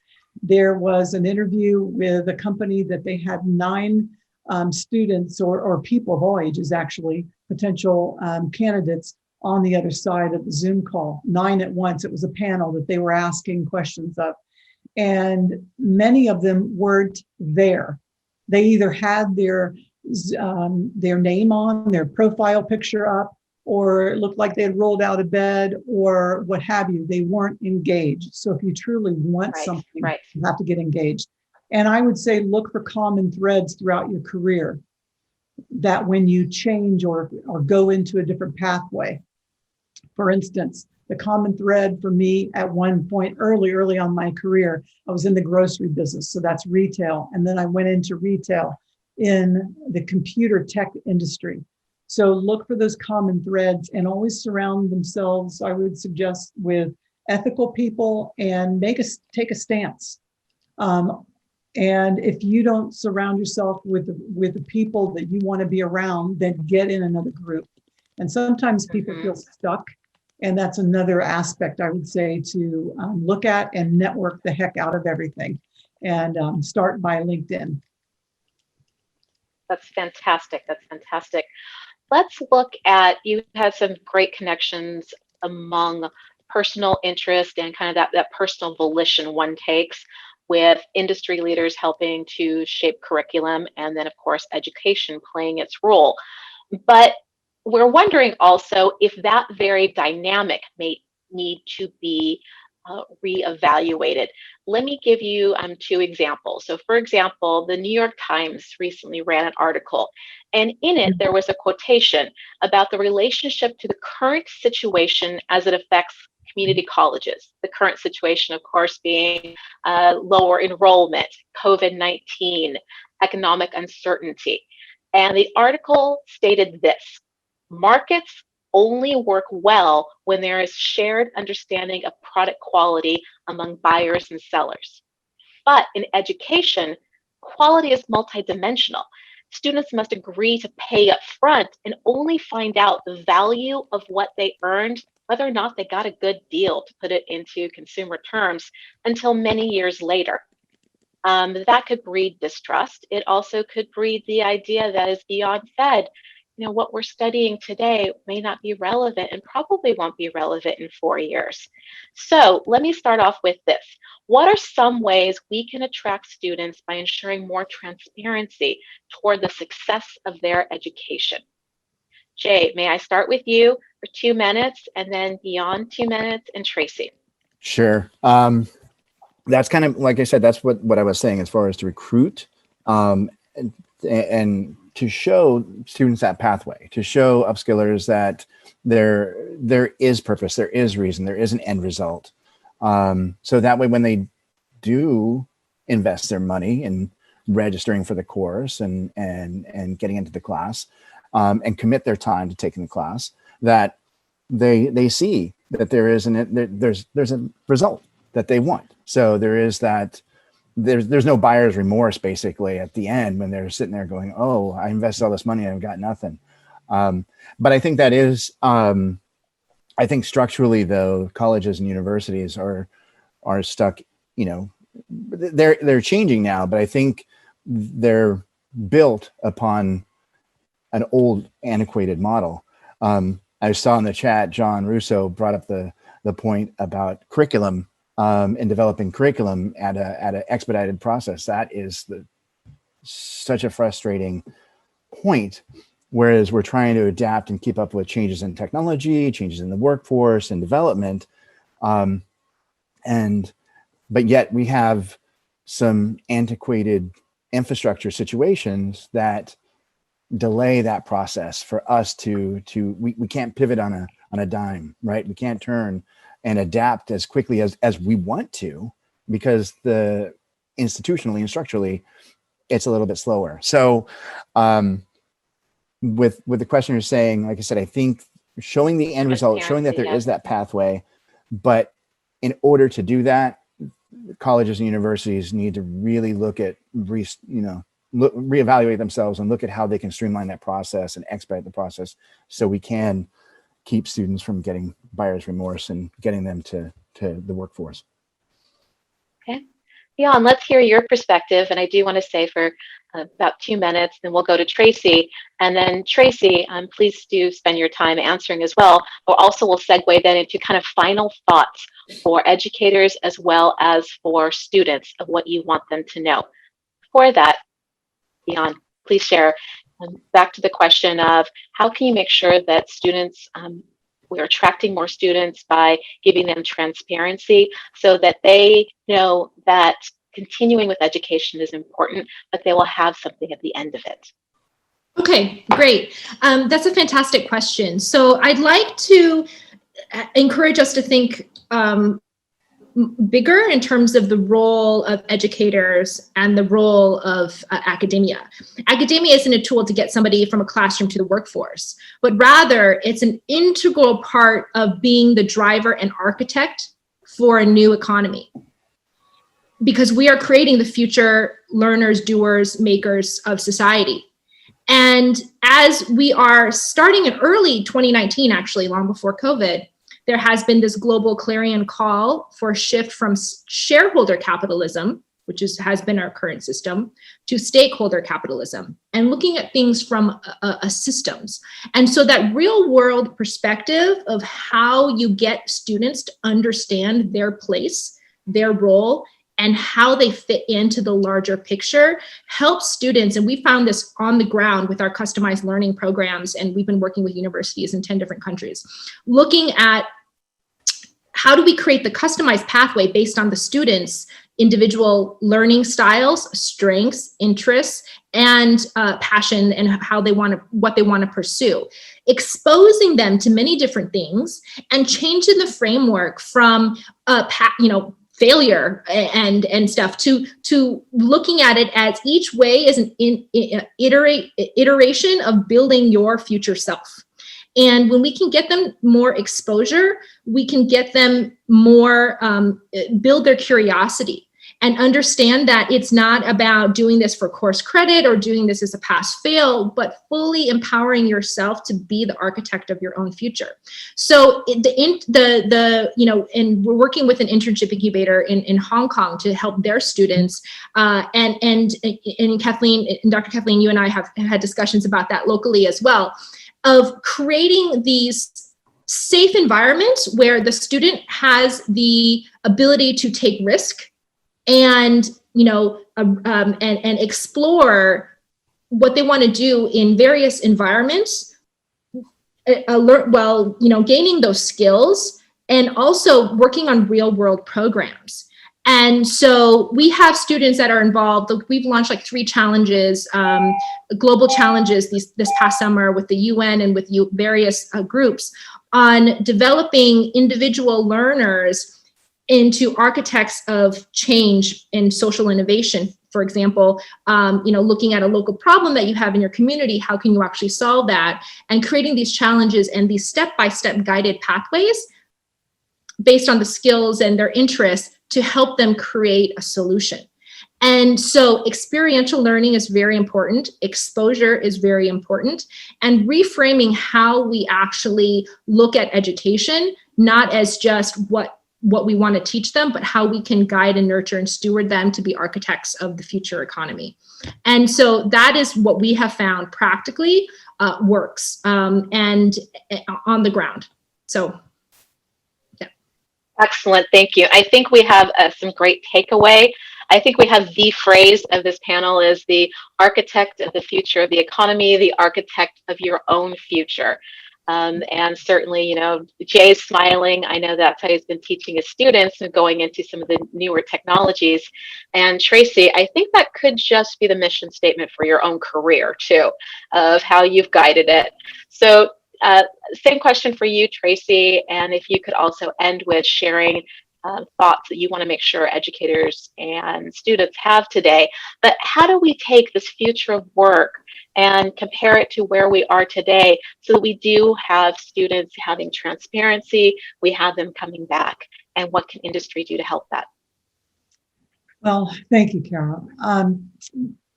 I believe the success of one's education is not solely making the grade and ultimately getting a degree. And I think many of us have come to that at this point, especially, you know, it sort of has turned into that. It's almost a struggle just to get into colleges. There's too much of a process. And so, you know, and now I'm experiencing all of this with my son's last semester. And so it's real world for me. So the success of one's education is much more about understanding and the application of concepts, as both Jay and Beyond have both said, along with your journey. And I think that that's so true, that your journey has to be integrated with your learning and understanding that it's valuable along the way and that applicable real world experience. So whether we're speaking either pre or post COVID, we all have had distractions, and we certainly have seen them now. So the transparency to me in education is taking away, or at least minimizing as much as we can, the distractions in education. And for example, guaranteeing that students don't have to worry about the whole process of getting admitted into colleges. You know, hold professors more accountable by giving 360-degree anonymous feedback. You know, I know most of you may know the site Rate My Professor. I don't know if the universities see that, if they use it. I'm not familiar with that, but there are always bad apples out there in any industry, right? We have them in the tech industry as well, but we got rid of those bad apples, and so utilize that feedback to figure out to keep the best of these of you out there, you educators. Create a consistent grading system. You know, my son's gone through a system where in some cases, and this goes from grade school all the way to college, you could be taking 3 courses it's the same course, let's say Marketing 101, by 3 different professors, and the grading system is completely different. So that's something that is a distraction to students. Develop more partnerships with local companies, and I think we have been doing that, and there's definitely an uptick, but employ students early on instead of waiting till junior, senior of college to get them entrenched into that journey of their career early on and understanding. So bringing it back to the investment of the education, truly pulling out that worn systemic thread, Jay and Beyond have both remarked about, from the fabric of our educational institutions. And that is going to be the key to solving the educational institutions and getting them to the evolution of being more exciting, immersive, safe, as Beyond said, learning forums. Excellent. Thank you, Tracy. Jay, may we have your final thoughts? About 2 minutes. Yeah, I'll keep it brief. No, you're fine. Zoom fatigue is real, so I totally respect that.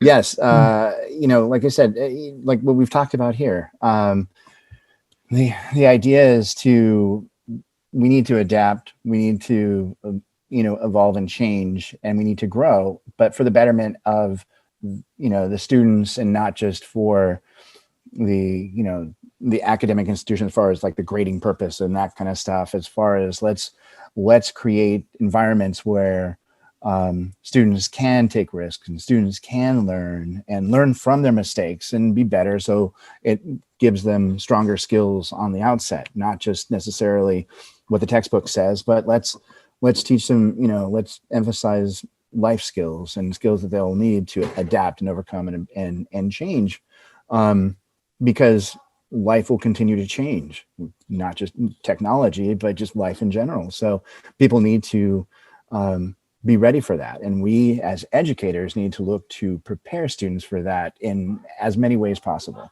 Like I said at the beginning, that my military background, the statement that we used was always situation will dictate. So we need to, my kids are in the background right now because I guess there's a break at school. So I hear them in the background. So I don't know if you guys can hear them yet, but you will. But that situation dictates, and we need to develop students or help students develop the skills to adapt and evolve with change to different situations. Thank you, Jay. Thank you. All right, Beyond, let's take it home. Will you take it home for us? And before you do, I want to call our attention to the great quote from Mark Twain that she placed in the chat of, never let your schooling get in the way of your education. So tell us more about that and final thoughts, please. Okay, great. So schooling prepares us for one way of life in a structured way, but that's not education. Education is all around us. We tend to be conditioned that schooling and information comes from top down, from rich to poor, from teacher to student, from parent to child. But education is all around us and it's multi-directional.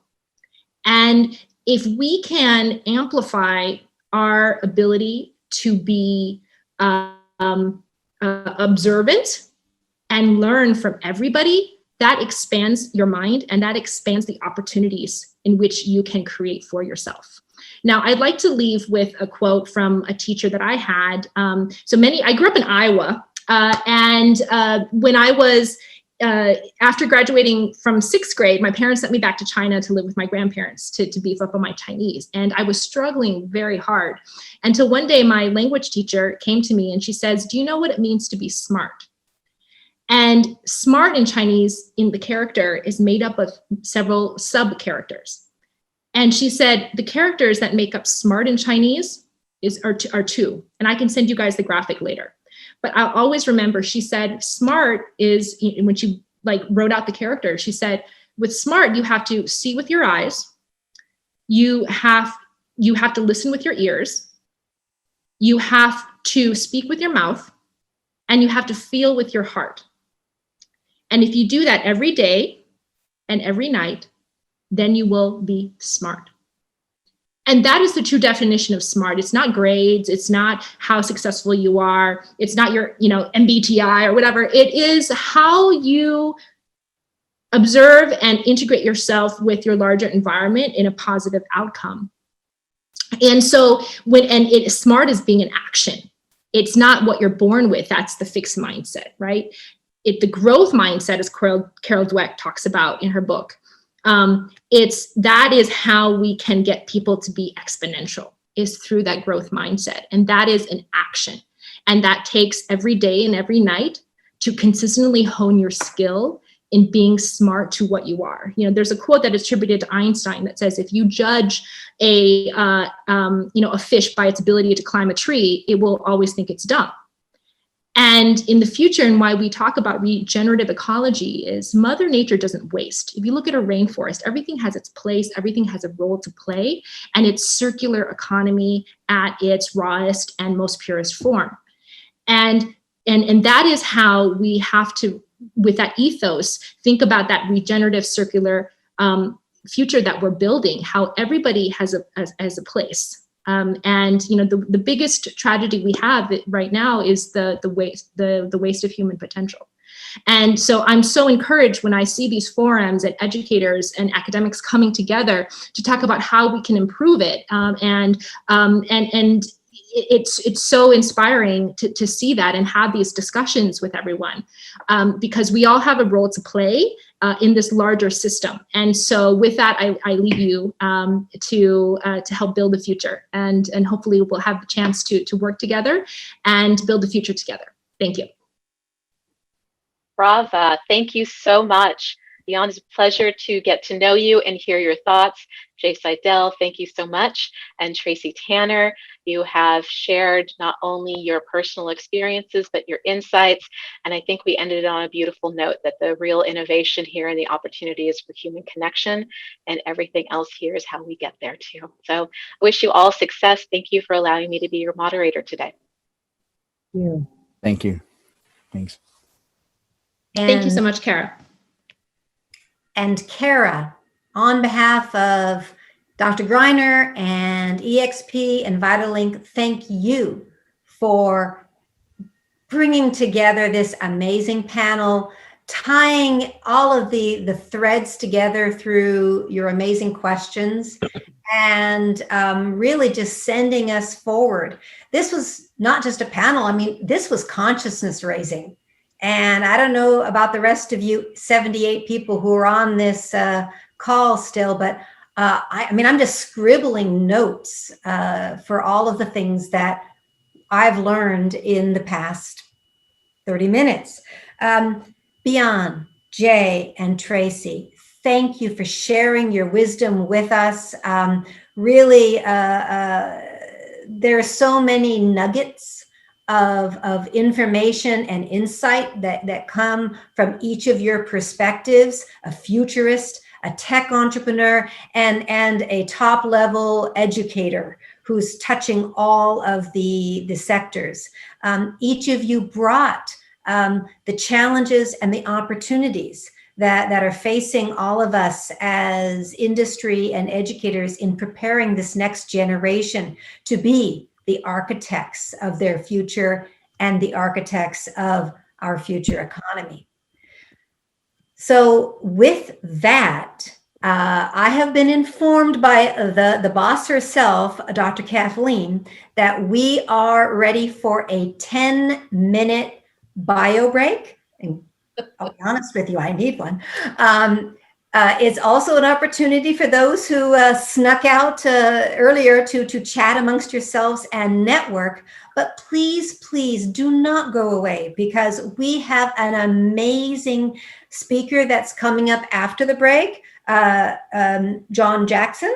And as well, we're going to have an interactive breakout session to really dive a little bit deeper into some of these themes.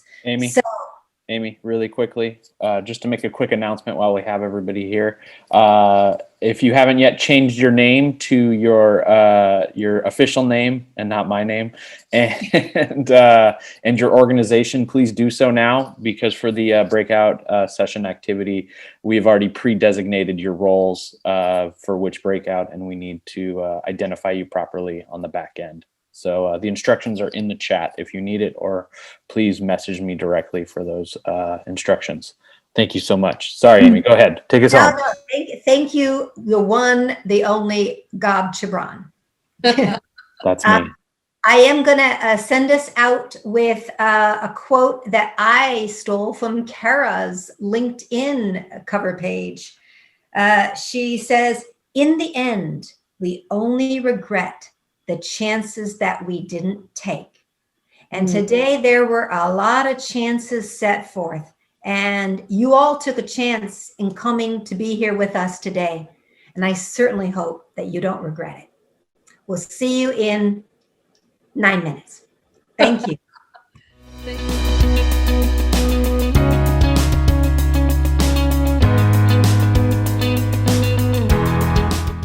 Well, we are at 11:45. Any other final comments before we move on? Just so you know, I have this whole agenda. See, this is what I'm trying to follow today, and we're doing pretty darn good. But I don't know about you, but that panel was just out of this world. So I'm so grateful for those of you on the panel who can stick around and be part of our breakout discussions later this afternoon. It gives me really great pleasure to introduce our keynoter today during this next section, and that is John Jackson. As Dean Morteza noted this morning, he is known belovedly as JJ, and he's the director for the Center for Entrepreneurship at Cal State Fullerton. And that's a very, very short description of the many, many things that the Center for Entrepreneurship does at Cal State Fullerton.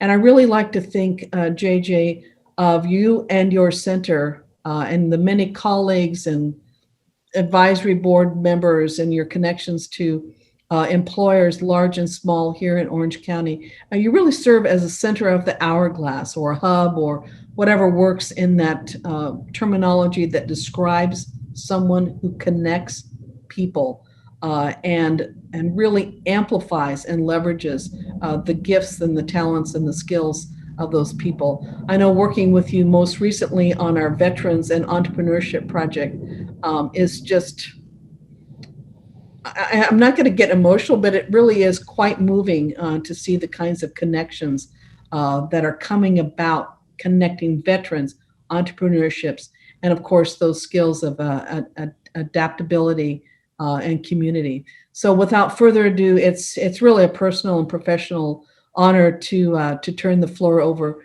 to my good colleague and friend, John Jackson, the director of the Center of Entrepreneurship at Cal State Fullerton. Thank you, JJ. Yeah, it's my pleasure. Good morning to everybody. In terms of our rules of engagement, this is a conversation. Let's visualize ourselves having a cup of coffee at Starbucks.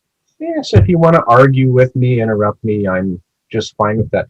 Do you ever have fears, by the way, that you're going to share your screen and there's going to be something inappropriate put up on it? I know that occasionally I do, and it's something that one must truly be careful about. But so we go.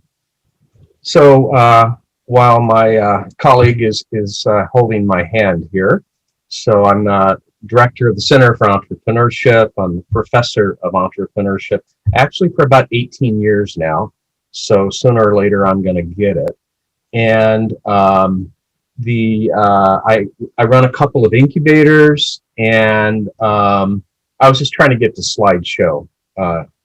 That was my struggle, was getting it to the slideshow itself. So, and I don't think I can do that, can I? You can, right? And yeah. Can you see it now? Yeah. Are you going to have to control the screen? Yeah. Yeah. Okay. So just cue me up. All right. Yeah, I can do that. I'm here for you. I also created Titan Angels, which is an angel investment fund. So I've kind of participated in all aspects of entrepreneurship. So today, I wasn't sure the audience's understanding, appreciation, experience in entrepreneurship education specifically. So I thought I'd do a flyover. So next slide. So entrepreneurship is a funny word. I know that without spell check, I wouldn't be able to spell it. And it means different things to different people. But to me, it's basically people and organization making changes, whether they're big or small.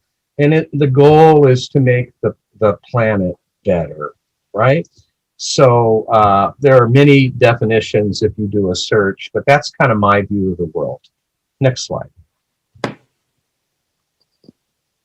So the crude oil of entrepreneurship is creativity.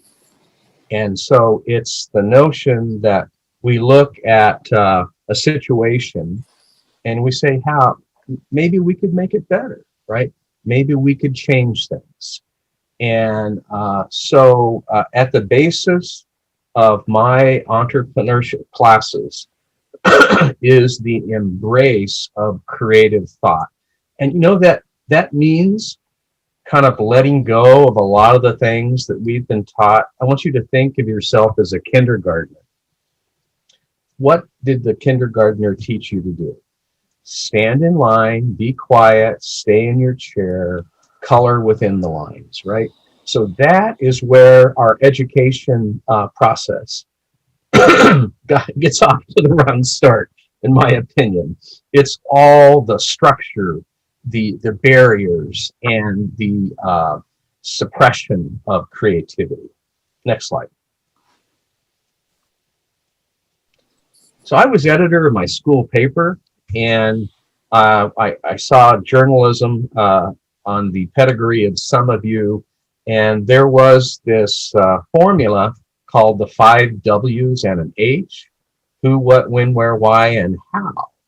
And that was the basis of investigative reporting, and also the elements that you should include in the lead paragraph of your newspaper story. Well, oddly enough, that applies to entrepreneurship. Next slide. So the who, well, maybe that's you. Statistically, it's a small percentage of the population. So someone who can come up with an idea, go to market, and turn it into a successful company, it may be as low as 3%. But if you throw in acquiring businesses, being innovative in different environments, franchises, well, maybe it's 15%. But with that said, there's a debate within the entrepreneurship academics about why are people entrepreneurial, and were they born that way, right? Was Steve Jobs born that way? Are they a product of their family, their community, or can you actually teach this stuff? So I think the academic consensus is, well, it's a little of all of that. So that's the who.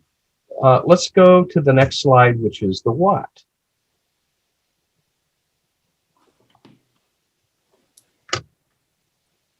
And so I think there's a lot of ways to take that creativity, but invariably for entrepreneurs, it starts with an observation where it's an opportunity, or maybe more likely a problem.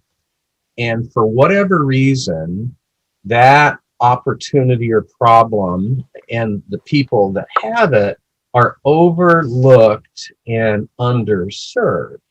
And that's truly the essence of niche marketing. There's a problem there, people have it, they're getting along without it maybe, but they would love it if you could provide them something better. So next is the where. Next slide. Oh, is the when. I beg your pardon. Is the when. So there's an actor, Hugh Laurie. Remember he was on a show? Was it called House or something like that? And I came across this quote, and it just blew my mind. So he says, it's a terrible thing, I think, in life to wait until you're ready. I have this feeling now that actually no one is ever ready to do anything. There's almost no such thing as ready. There's only now.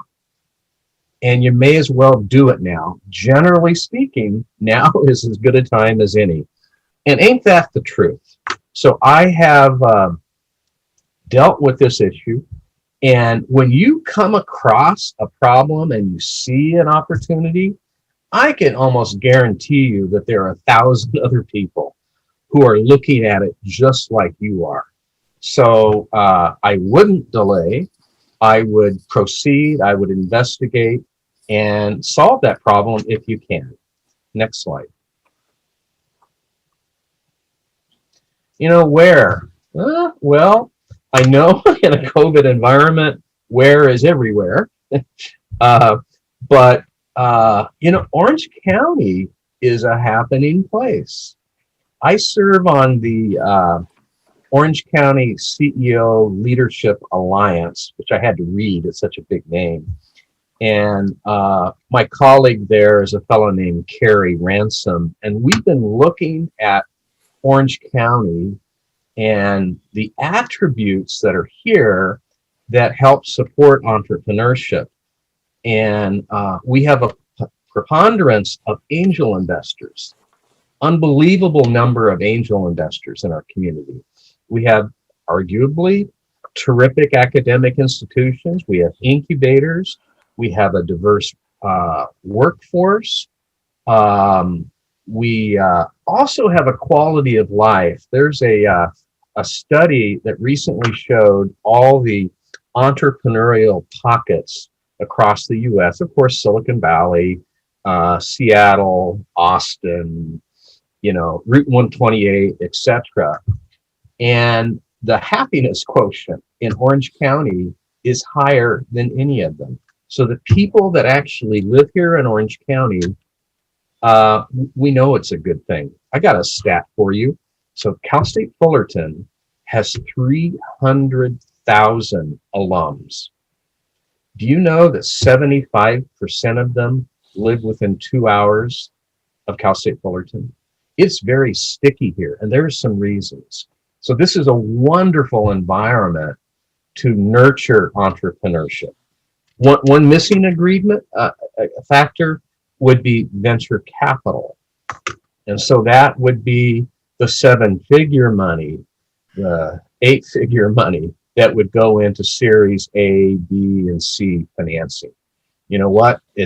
We don't have a lot of that here. So that's one factor that needs to improve. Next slide.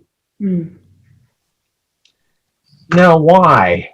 So the why is the value proposition, and so it's that why will people buy? And I love this meme. It says, "I want what you have, now give it to me." So that's how you aspire people to feel about your product or solution.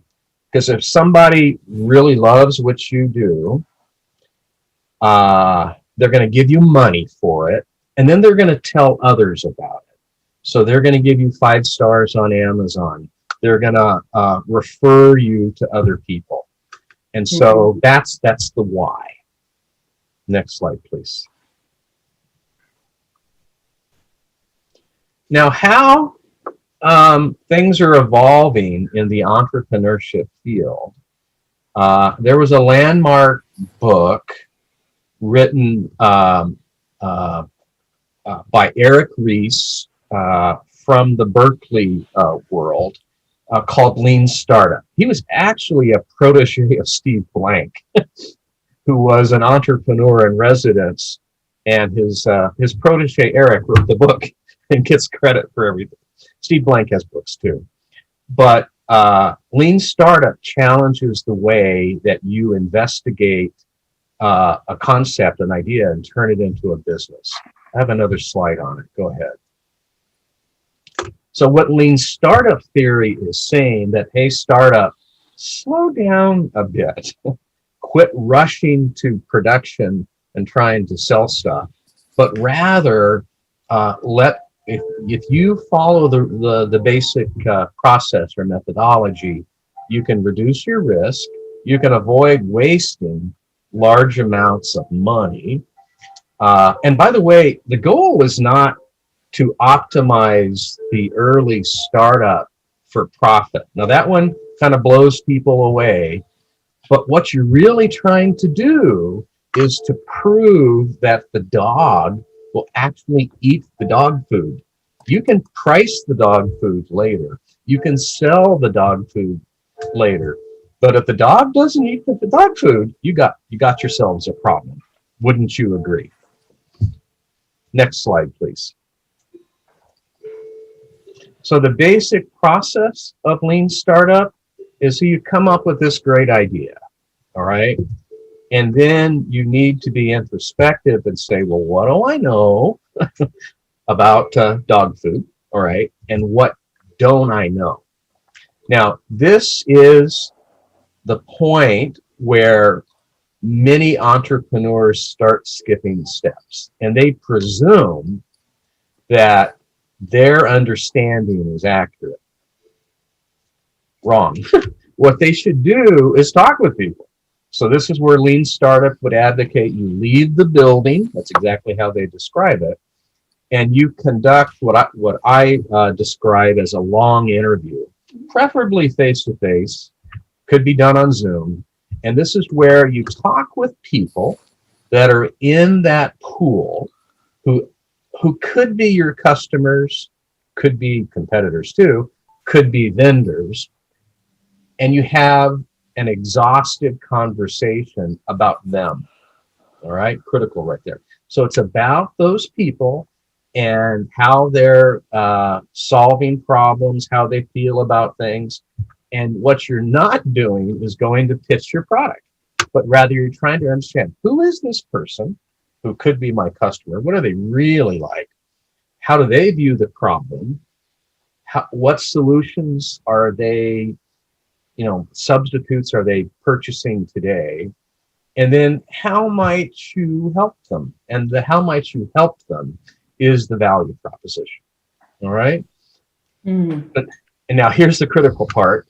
You really need to talk to probably over 100 people face to face, in-depth interviews. And once you talk to that many people, things just fall into place. It starts to make sense. And with that basis, now you can articulate what the product or service specification could be. And that will be the basis for what's called a minimum viable product. It's like a prototype, but it's the first iteration that has all the basics of the solution, but no more. And so what you want to do is to take this MVP and go back to those people you talk with. They're probably as good as any, and say and ask them what you think. And so the feedback might be, this is great, but you realize I'm left-handed. You need a left-handed version. Or that is a beautiful blue product. I'd really prefer pink.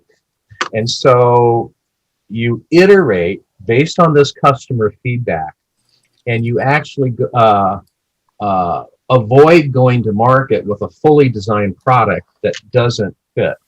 Now, the feedback may challenge you to change your thinking, and that's called a pivot. Or it could encourage you to go to market. And so when you look at the lean startup process, it's just like every day is a grand experiment. I joke cautiously that it's like having Alzheimer's. It's just every day is a new day. You learn something new every day. Now, you must document everything. Now, this is, my students just hate this part. But think about it. You're talking to 100 people. You're doing iterations.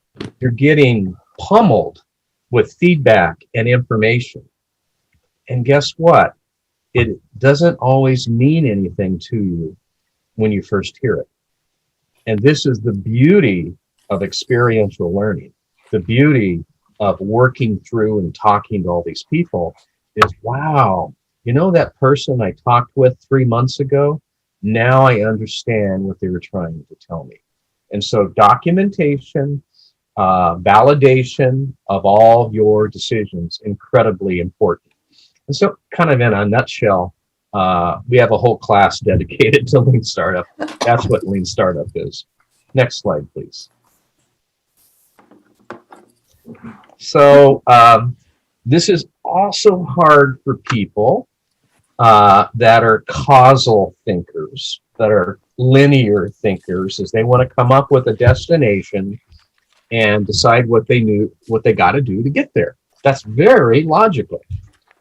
Except entrepreneurship and new venture creation, it ain't that way. And in fact, it's better matched with someone who is an effectual thinker, who lives in the now and says, okay, here we're at, it's COVID-19, I'm on Zoom, I've got 2 cups of coffee, I've got $10 in my pocket, now what can I go do? Because there is so much ambiguity in the new venture creation process that linear thinker crashes forward and oftentimes isn't resilient enough to truly be entrepreneurial. Next slide, please. Now, there's a lot of failure, little failures in entrepreneurship. And you want to greet those and welcome the negative feedback and the stumbling. Hey, what happened? And in fact, what you want to do is when you stumble. No, I got back home about 11. There you go. When you stumble, you want to make it part of the dance. So that's a headset that is, all right, give me your best shot. Tell me what's wrong with my idea, and I'm going to listen. Next slide, please. Now, getting back to creativity, getting back to that 5-year-old. This quote from Picasso just nails it. All children are artists. The problem is how to remain an artist once she grows up. And so as I greet my students in the classroom, I say something. Now, Tracy Tanner, I got to be careful here. But what I say is, now that you've reached this point, you need to let go of everything your parents and teachers have told you. And I want you to free that inner child and embrace the creativity that you once had, in fact, as a kindergartner. Next slide, please. So hit me up on Instagram, Facebook, LinkedIn, Twitter, about me. I think in almost all cases, you'll find me as John Bradley Jackson. That's my horse, George, steady mount. Next slide, please. I've got a website. It's kind of crude. I've written some books. They're kind of crude. You can find them on Amazon. Next slide. And you can also email me. I've got a few of those. Next slide. And if none of that works, you just call me. Now that concludes my presentation. I wanted to allow time for questions if there are any. And it's been my pleasure to connect with you all. Hit me with your best shot. Okay, I'm going to start out and let people kind of do some reflecting. That was one of our calls to action today, was to do some reflection and take in what we've been presented. But JJ, going back to what you talk with your students about, particularly this semester or even in the closing days of last semester, what are they asking you about this kind of wide-eyed approach to the next parts of their own career? Truth is, they don't know what's next. And I'll give you a personal example. It wasn't until I went to work after graduating from Cal State Fullerton in business that I truly understood that accounts receivable means somebody owes me money. Okay? That is absolutely true. All it was a T account, and I got a B in accounting, so I did okay. Now, the point is that that 22-year-old, if I can stereotype them, is still trying to discover who they are and what they might do. And they're fearful. And yeah, you just got to go give it a shot. And you got to try, you know.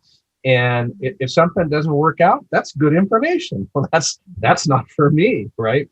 So somehow to greet that ambiguity and all those choices, they're really, it's a daunting task.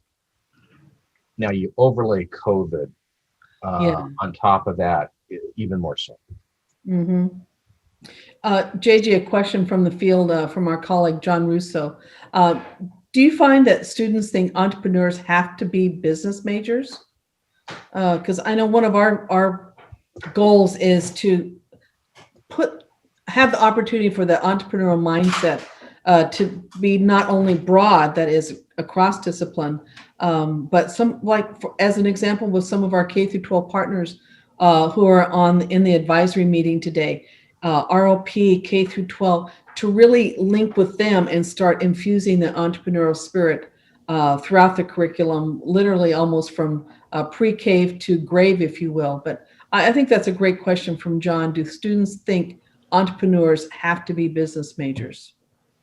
Yeah, truly, if it's the university student, most of them hadn't heard of entrepreneurship until they came on campus.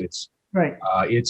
I'll credit Shark Tank for making entrepreneurship, new venture creation more popular. All right, that's terrific. I think that in practice, I'm a Silicon Valley guy. I did a tour in Wall Street, and it was the marriage of STEM and business. That's where the action was. So true entrepreneurship is interdisciplinary. And so my charter, for instance, at Cal State Fullerton, 41,500 students. You heard that from Morteza, the dean, earlier. Well, 200 are actually studying entrepreneurship. And I know that there are probably 2,000 entrepreneurs on campus, and I have to reach out to them. And where are they? Well, they're in the sciences, they're in the arts, they're in engineering. So it is a very collaborative field. Gotcha. Tracy, you have a question, it looks like. Yeah, a couple comments too. JJ, I didn't have to close my ears when you said that, because I tell my son that all the time as well. Don't listen to a lot of people and follow your own heart. Yeah. You know, pick some of the greatest pieces of what you're learning. So I absolutely agree with that comment. And the other thing is with regard to creativity, I personally have been involved with the Chuck Jones Center for Creativity for quite some time. For those of you who aren't aware, that Chuck Jones was the famous animator from Warner Brothers, and I'm involved with his family.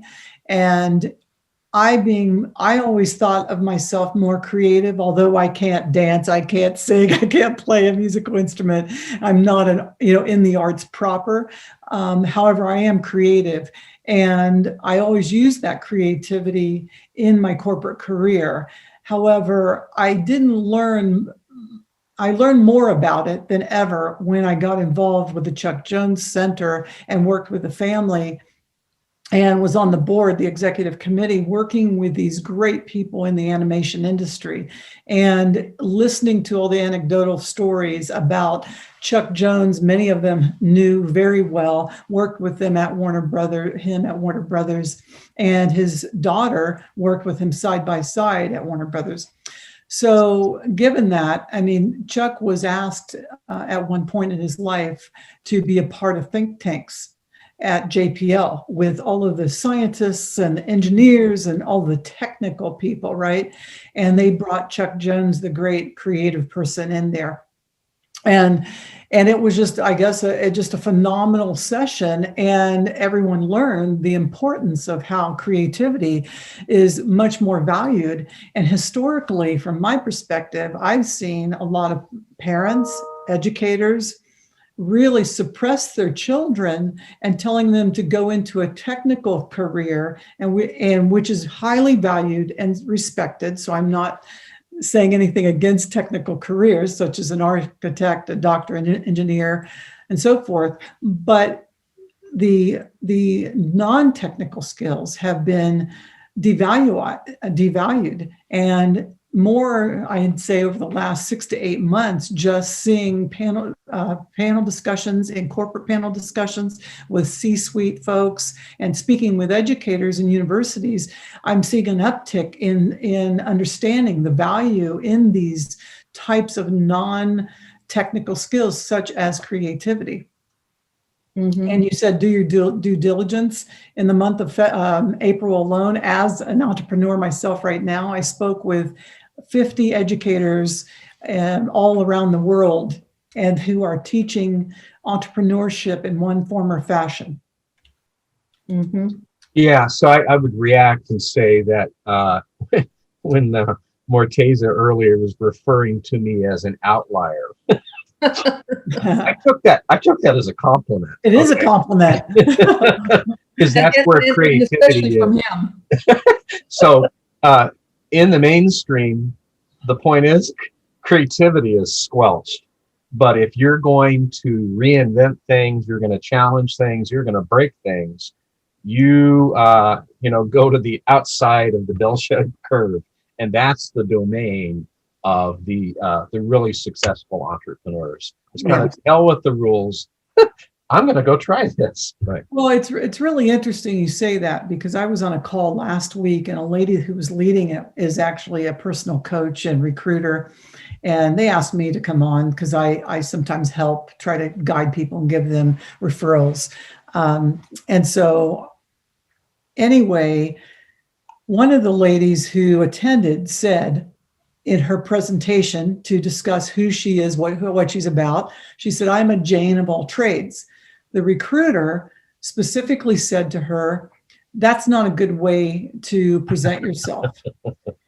And I spoke up and said, when I was at Microsoft, Ingram, all these large corporations, we would have eaten her up if she had said that, because we need people to be adaptable. Mm-hmm. So I don't understand the disconnect I understand how she took it, but I didn't take it in a negative way. I took it as a very positive way, like you're saying the word outlier is. Yeah. I think there's a whole book on outlierness, isn't it, Steve? Malcolm. A couple of years ago. Yeah. I mean, Malcolm Gladwell. Yeah, I'm sorry. Thank you, Malcolm Gladwell. And that corporations, to go back to one of the early themes about businesses looking for talent and talent acquisition. And I think that outlierness that we're talking about and creativity are definitely skills and characteristics that are increasingly in high demand, especially in the age of COVID-19. I just put a note. We're getting ready to move into our breakout rooms. If you have questions, comments, please continue throwing them in the chat room. There's a really robust conversation going on. I've seen some entrepreneurs that I've been working with. Kristen, thank you so much for your comments and information in there. JJ, really appreciate your time. What it was very conversational and very reflective, and especially the lean startup information, very, very valuable. So thank you so much. And we're going Dr. to Greiner. Dr. Yes. Greiner, hey, this is Fred Judd. I just wanted to ask Professor Johnson about this. I said, I guess you're close to professor, I think, if I heard you right, or something like that. Yeah, you call me JJ. How's that? I'll call you that. I just wondered if you think community colleges are sending people. There's a note in here from one of the teachers, from somebody that entrepreneurs often don't have a good understanding of either accounting or business, which is what a lot of people that are listening to you right now teach. And I wondered, how good of a job are we doing sending you students, entrepreneurial students, that have those two basic understandings, accounting and law, about when they're going to be in trouble, when they should ask, and that kind of thing. Yeah, so I have helped launch 70 companies in our incubator. I'm an angel investor, and I've invested in about 25 startups. I'm a startup advisor, and I advise a handful of startups. And I've been coaching students, writing business plans, etc., for 18 years. The inherent weakness is finance. They are weak, accounting and finance. Now that can be taught. There's just a predisposition, I think, not to embrace it. And it doesn't mean the community college or the university hasn't done the right job. But I'll just describe it as a very clear issue and a weakness there that could be improved. How's that? How would you improve it? How, like talking to us, how would you improve it? Yeah, so there's a lot of fear of accounting and finance, like there is math, I think, generally speaking. So maybe some systematic desensitization where it becomes part of everything they do. right?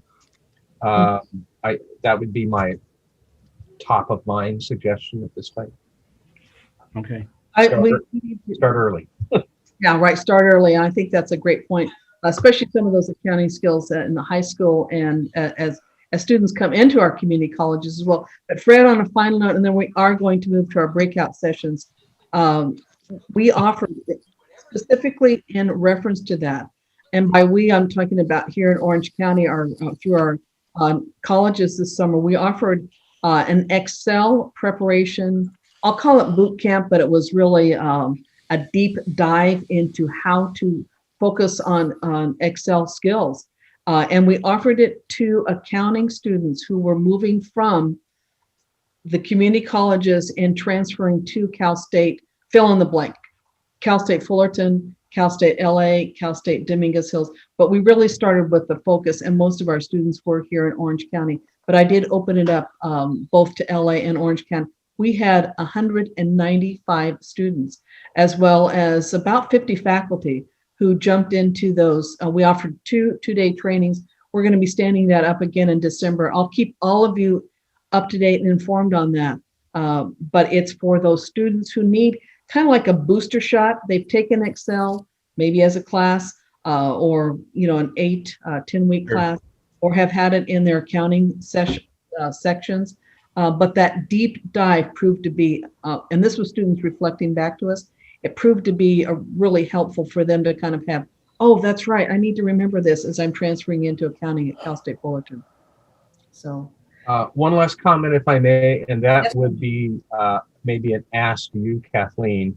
Could you forward the link to the Titan Fast Pitch? Yes, everybody on the attendees list. We have $25,000 in in-kind gifts, prizes, and scholarships to award. And all it takes is a 90-second video, and that's the pathway to fame and fortune.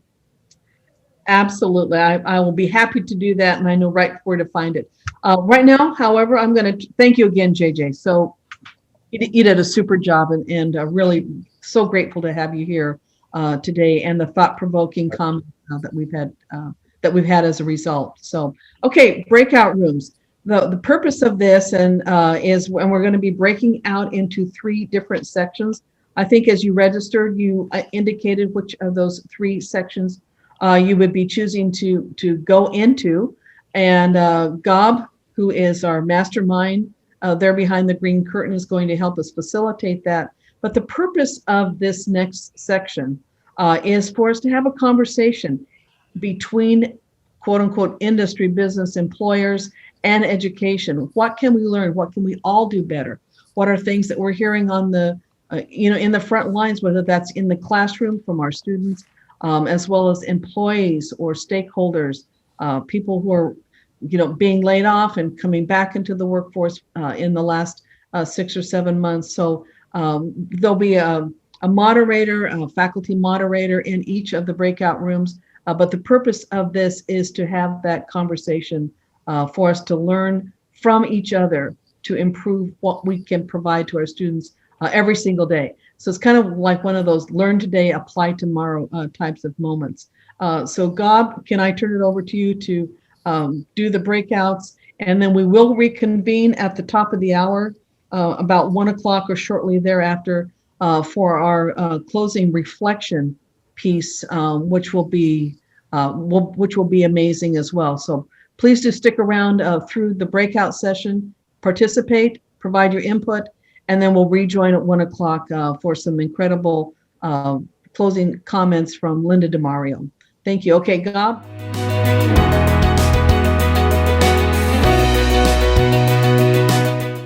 That was as one of my colleagues just said, that was too fast. Our breakouts were, I know the one that I was in, we were heavy, deep and real from the first second forward. But let's go ahead and do some reporting out.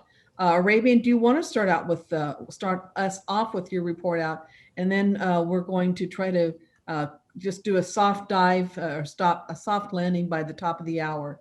So Okay. Arabian, the baton's in your court.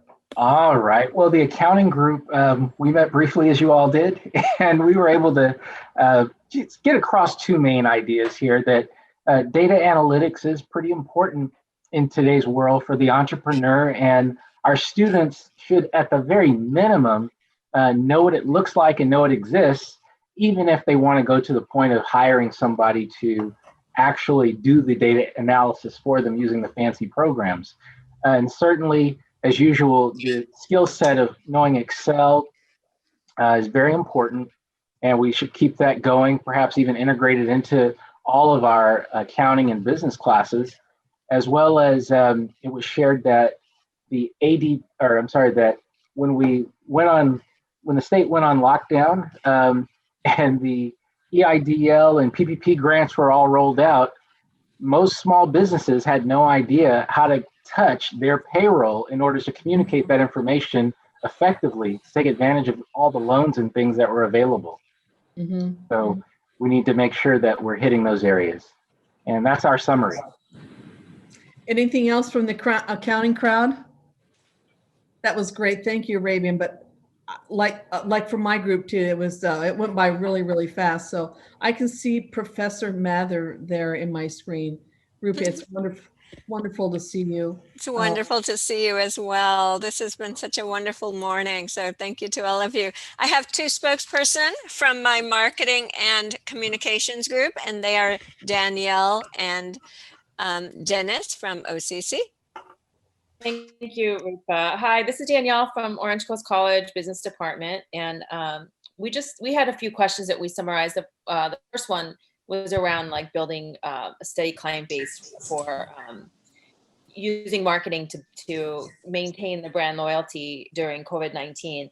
And the one thing that I mentioned, because I did develop a social media class for us and at OCC, and what I've noticed is that, unfortunately, a lot of businesses are not really highlighting their protocols and PPE and showing that in social media. And there's so much opportunity with photos and videos, and that they can take advantage of, sharing with their consumers what they're doing to keep everybody safe. So, that may help build brand loyalty. Now's the time to do that. With deep reductions, we talked about, how the businesses were responsive or not in terms of financing, and if they're making well thought out or knee-jerk decisions during these times. And I think what the consensus was that there wasn't enough time for too much strategy or well thought out planning in with respect to financing and marketing activities, which may be a part of the reason why we're not seeing a lot of businesses like going to social media. I mean, they weren't necessarily even using it before. So now you see, well, of course, there's no strategy before, and maybe in terms of using it, there's just this lack of planning because of the time to even get in there to do that. So impact around cuts on market share during pandemic and post-pandemic. We talked about how businesses they're really the ones that are flourishing and gaining market share in their respective industries are the ones that are benefiting just from the consequences and effects from COVID, like we talked about. Mark mentioned, the Harley Davidson having good sales, and just the bike industry and how many people are outdoors now and biking. But then the other side of that too is seeing really how adaptable the companies were. The companies that I see that weren't very flexible or adapting or adopting new responding to new technologies, and just showing how adaptable they are. The ones that weren't adapting pre-COVID are definitely showing they're losing market share now. So, the nimble, flexible, adaptive companies in any industry, those are the ones that are responding and will maintain or increase their market share, because this is the opportunity. So I think it really depends on how the organizations are, how they were poised pre-COVID. And I think we're seeing the fallout of that. So they can, I think most of us can see that, we talked about the airline industry, like, in my perspective was that, like, company like Delta, is showing how, they've been pretty responsive from people that I've talked to using that in airline over other airlines, for example. So it's so subjective, but, they all have the opportunity, but do they have the infrastructure and the culture and, the management to poise themselves? And this is a good test. So it may be make or break time for a lot of these businesses. So I think that was it. I don't know if Dennis or Rupa or anyone else Very has. well done, Danielle. Very well done, Danielle. Thank you. Thank you. I Just a couple appreciate things that. as an underscoring takeaway as well was that entrepreneurs, particularly in these times, must have proficiency in sales people and managers, skills in forecasting, and then also remembering that marketing and sales are investments in a company. And even though companies are inclined to want to cut in crises such as these, they should actually continue expenditures in those areas. And then also lastly, it's important and that entrepreneurs be extremely creative in the way in which they're coping with the pandemic. And that those companies that are more creative will actually probably increase market share as a result of the competitors perhaps who are less creative. So I think for many it will be an opportunity as opposed to just simply a threat. Yeah, good point. Thanks. Yeah, good point. Thanks, Dennis. I think that was about it. Yeah, I think that was it. And unless anyone else from the group wants to add to that, or Rupa, do we miss anything? Or no, I think you guys did a great job. Thank you so much, you. Dennis and Danielle. Thank you. Welcome. Thank you, Dr. Greiner. Thank you, Dr. Mather, and thank you all of what a great team and what a great report out, synthesizing some really important and key themes that we've heard echoed throughout the day. The final group, Professor Russo, John, if I could toss it over to you and Dr. Dennis from the Business and Entrepreneurship group as well. And I'm going to start off with one word, creativity, but go from there. All right, thank you.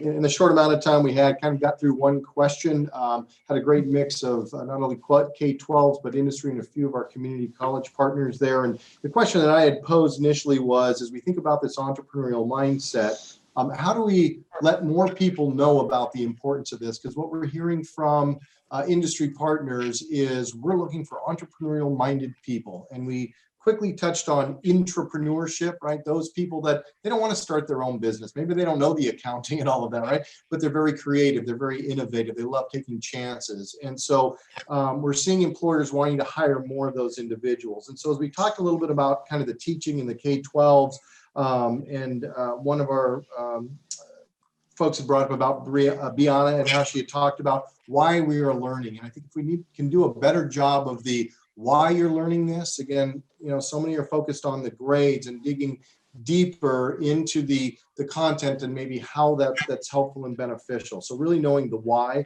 More experiential learning, I think, is so important and valuable as we talked about internships and just trying different things and the activities that we give them.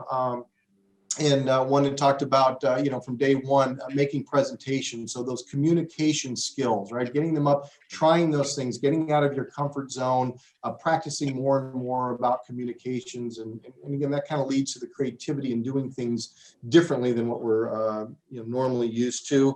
And trying to be able to find something that you're passionate about, as we're building more and more dual enrollment partnerships with our K-12s, we find a benefit, and I find this too, those that will take a dual enrollment class, as much as they might find they love this, it's also beneficial for those students that say, I don't like this, I don't want to do this. Great, because now you can kind of maybe, check that off your list if that's not the path I want to go down, and now focus on really something you're passionate about and really trying to find that passion, that industry, whether you're in a, like somebody said, if you're an accountant for an equestrian company or an accountant for, a biotech company, it's very different. So find the passion of the industry that you like. So that's kind of a quick sum. I don't know, Dennis, if you want to add anything else, that would be great. That was perfect. I feel like you covered everything that we talked about. Wow, thank you very much. John, what else? What other conclusionary marks there? Let's see, you're putting me in some direction. Think entrepreneurial mindset, if that's what we want to hear. So really driving, I think, no matter what your discipline is, in thinking entrepreneurial. And I think JJ did a great job of knowing what a lot of those things are, from whether it be innovation, creativity, failing, loving the challenge, and so forth. So if we can kind of start instilling those types of opportunities in our students at an early age, going even down into junior high and high school, I think that would be really beneficial for our students. Thanks. Sorry I put you on the spot there. It's just that you embody entrepreneurialism. And so I just thought, when I think of you, I think of all the students, John, who have gone through your classes and are now not only entrepreneurs, but kind of like trend-setting entrepreneurs, if you will. And I think because having been in your classroom, I know that you allow that space for them to turn on that creativity and have a safe space to learn, to stumble, but to pick themselves up and learn from each other. But most importantly, that sense of community in your classroom, and the professors that I've been in your classrooms today, you allow that opportunity as well. That's the heart and spirit of entrepreneurship. So thanks. I'm sorry I put you on the spot. Right? No, that's fine. Thank you. Thank you. Very good.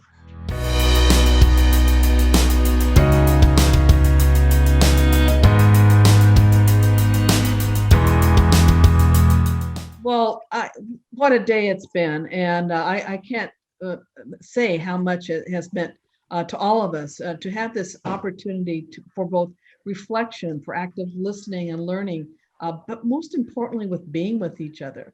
I know I look around the room and see so many of you that I look forward to the day when I can either have a martini or just a conversation with some of you as well.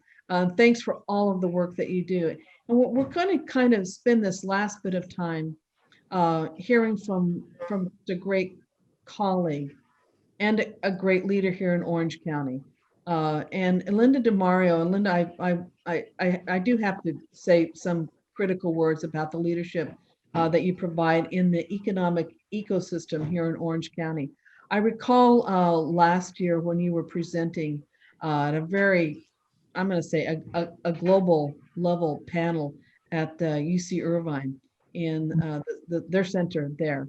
And you were talking about looking at the lessons that we're learning in Orange County and how we can, I'll say, universalize those or play those out on a global stage. So knowing that background, how you can think from not only the 30 or 50 or 100,000 foot level, but how intricately you are involved in the ecosystem of our economy here in Orange County.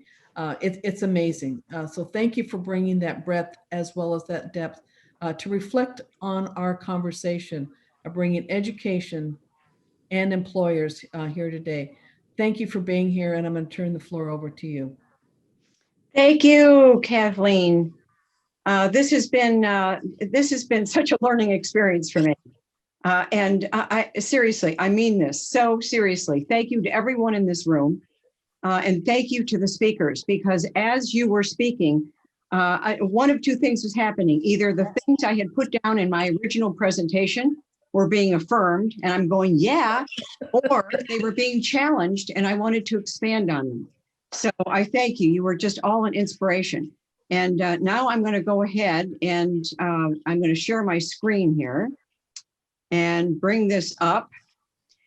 And I'm going to tell you right now, no, you are not. No, you're not confused. This is upside down. I'm no therapist, but folks, don't we all feel a little upside down? So I call this resiliency and reckoning. You know, it's the lessons that we're learning now and what we have to learn from it. Okay. So that said, I'm going to take you to one of the slides. There we go. Okay, one must still have chaos in oneself to be able to give birth to a dancing star.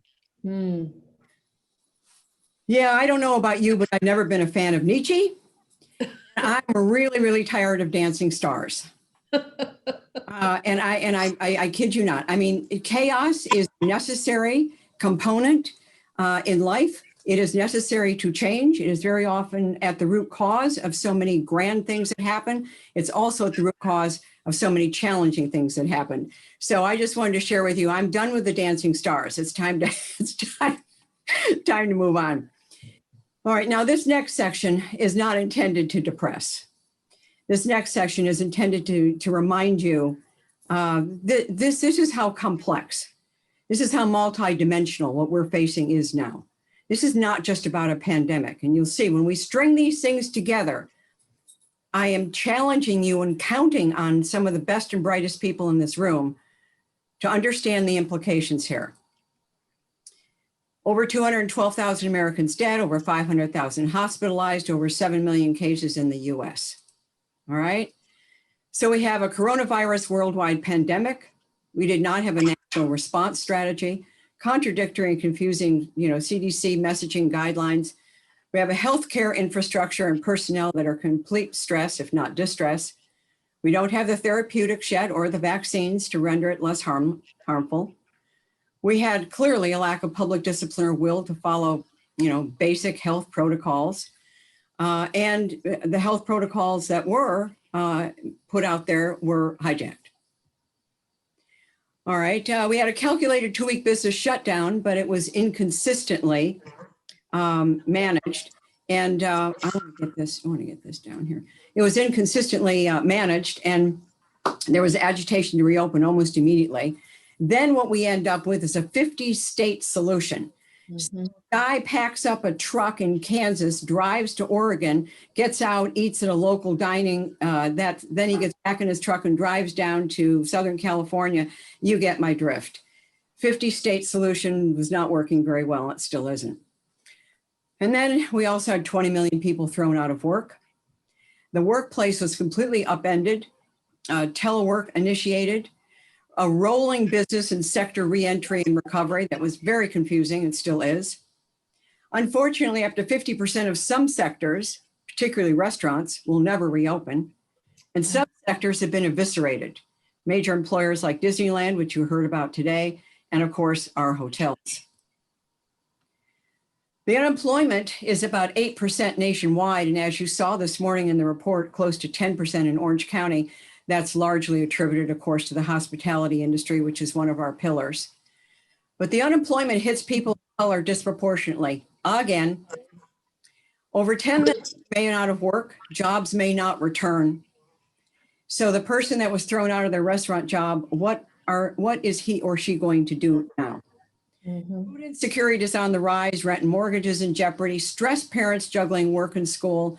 Truly, God bless anybody that is trying to, manage work and kids from school, because I would be in the loony bin now.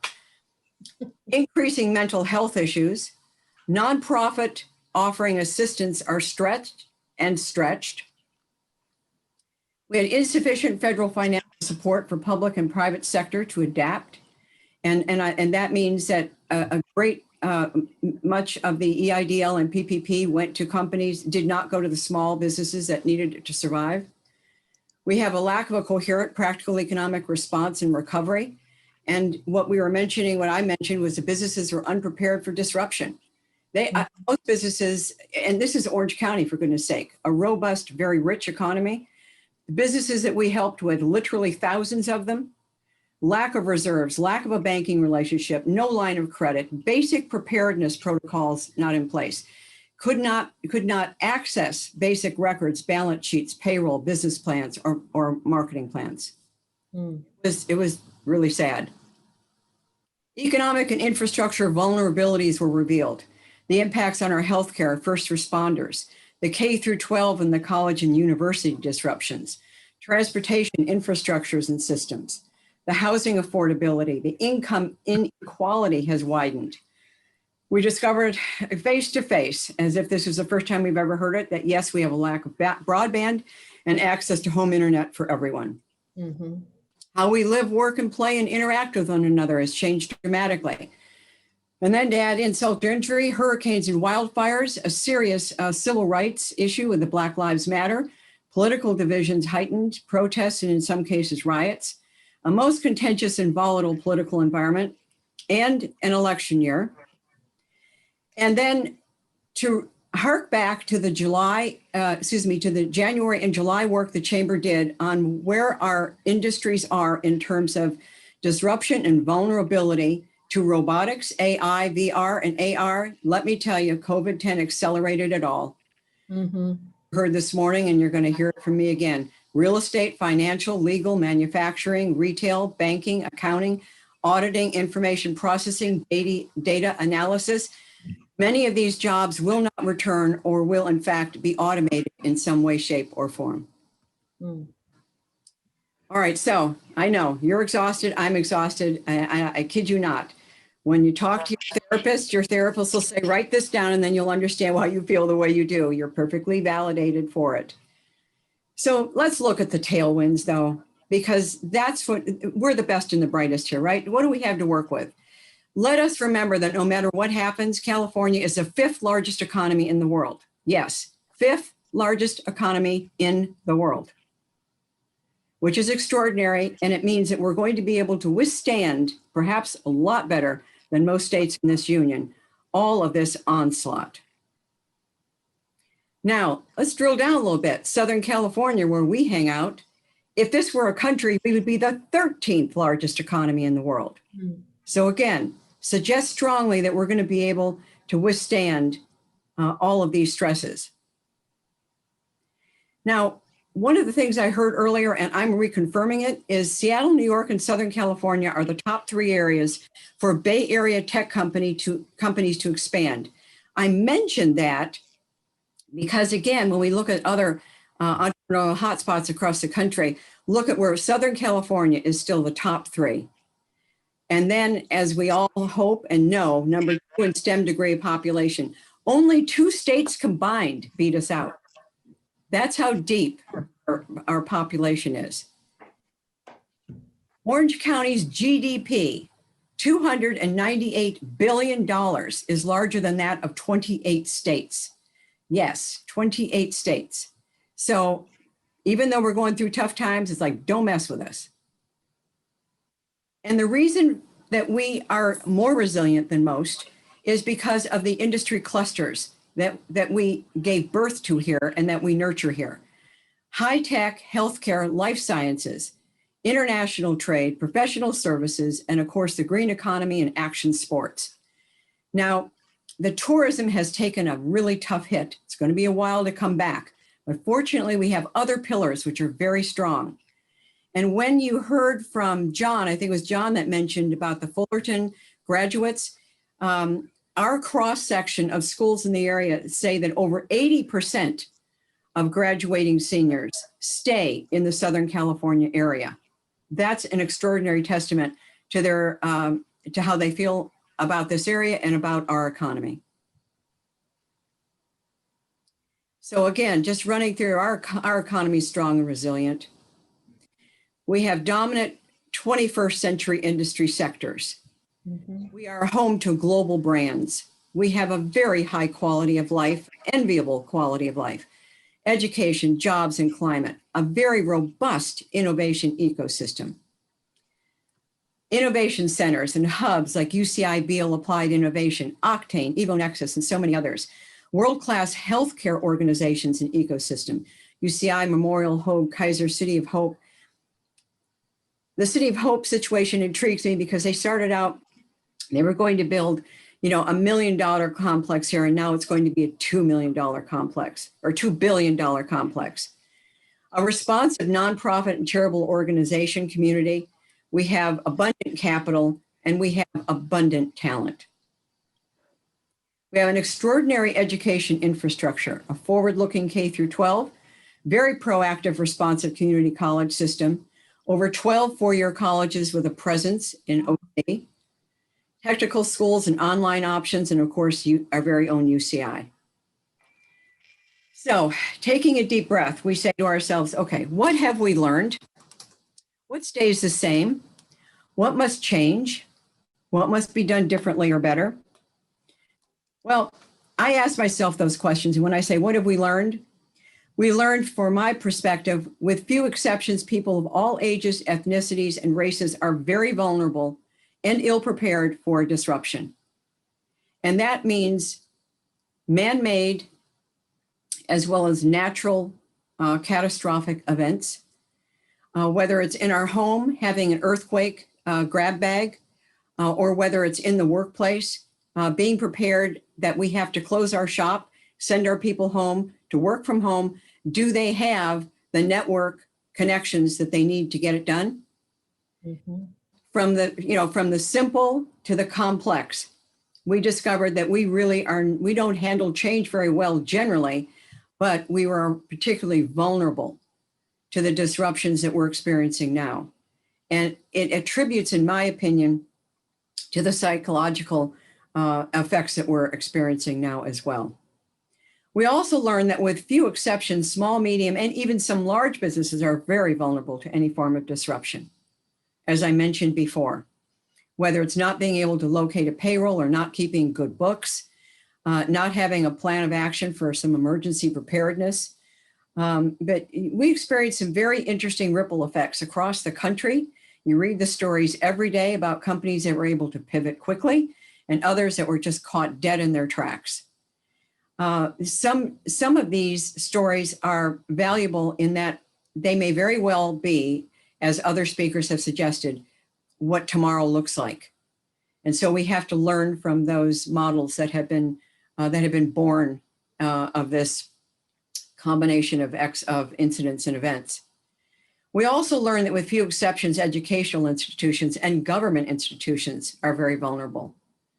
While I applaud the schools that were able to get up and operating and deciding how they were going to communicate with their students, I'll tell you, the K through 12 system across the country is still struggling mightily.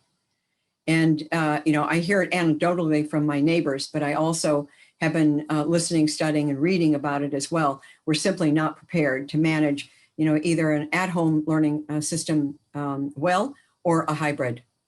Mm-hmm. What stays the same? What must change? What must be done differently or better? And so I say, at this point, what do you think? Because in each of your situations, you have a slightly different ecosystem in which you're working. And what I mean by personal as well as professional ecosystem. So have you taken the time, and Kathleen uses the word reflect. Have you taken the time to reflect upon of all the things that have happened in the last 6 or 7 months? What's going to stay the same? What's going to bounce back? What's going to snap back like a rubber band? What is going to change? What must change? And what could we do differently or better that would make a difference in how prepared we are for the next inevitable disruption? So I say, now what? All right, here are my takeaways, hopefully, and give us some food for thought here in our last few minutes. We need to recognize that the complexity of this challenge requires a singular focus on a multi-dimensional solution. There is going to be nothing easy about the comeback from this. If we were just fighting a pandemic, that would probably be a singular event that we could focus singular energy on, but it's not. As we've just gone through this long, unfortunate list of things that are happening concurrently, this is a this is a complex situation that requires a multi-dimensional solution. We need to recognize that working on just one element of the challenge without considering the cascading effects, influences, or consequences may not achieve the desired outcome. So you've got a 1,000-piece puzzle on the table, and there are 2 pieces that you can't find them. They were lost.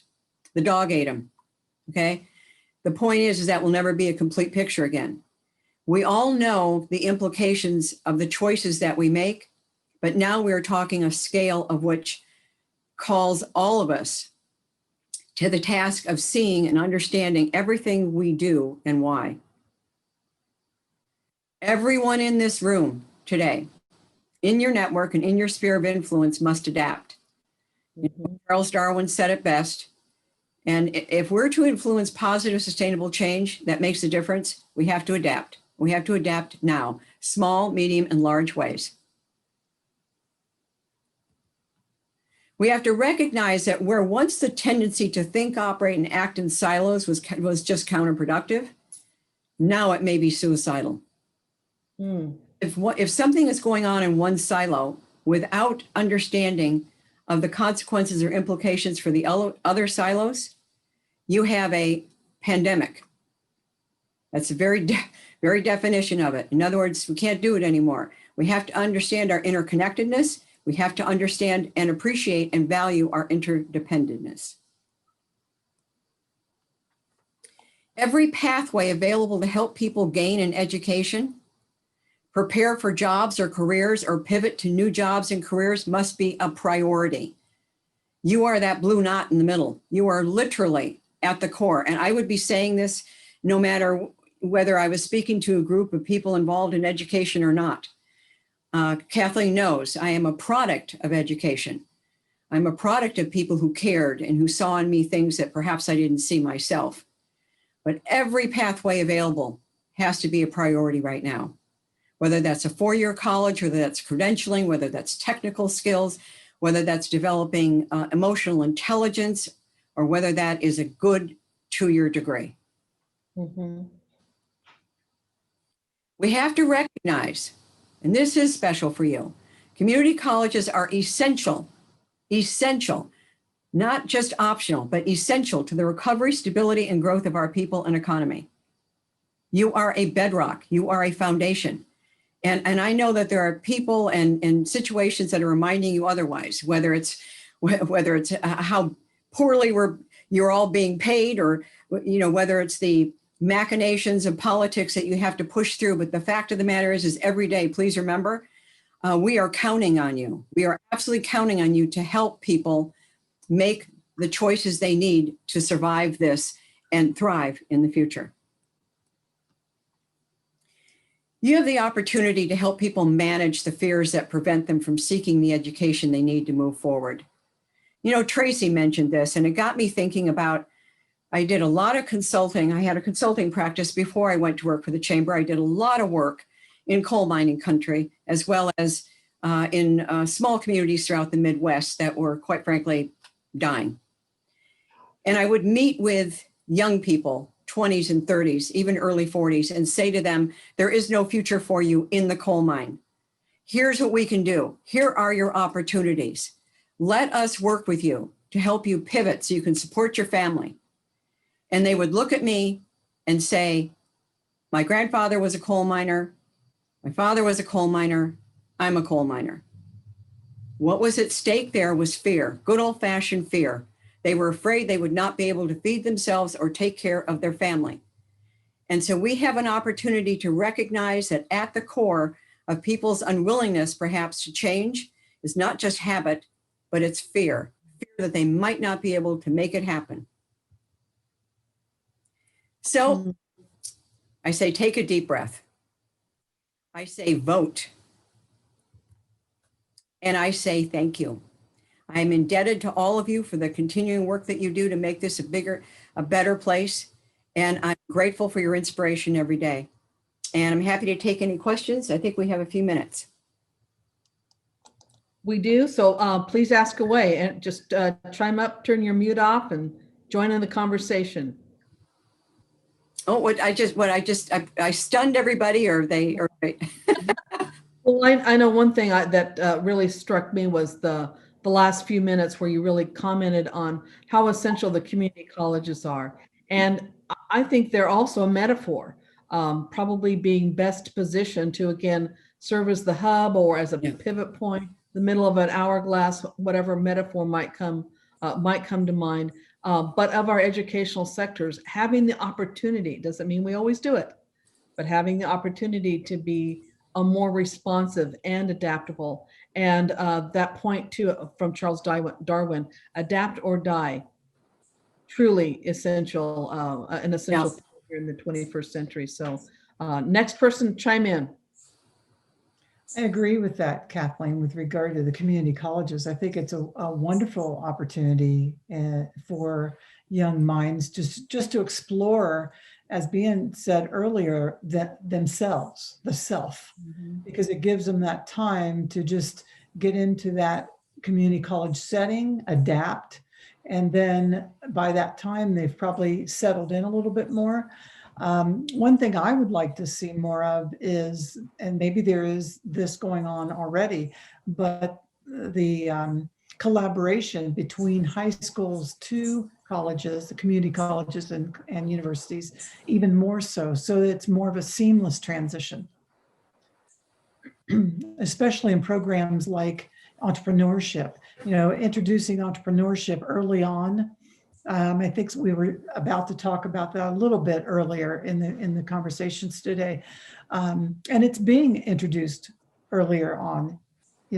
Little tots are being given concepts, but then they don't know where to go. It's not a seamless program into the high school. And then from high school, it's not necessarily seamless into college. So whatever that program is, I'm using entrepreneurship as an example. Tracy, I could speak to that. This is Sheila Dufresne, Regional Director, Retail, Hospitality, and Tourism.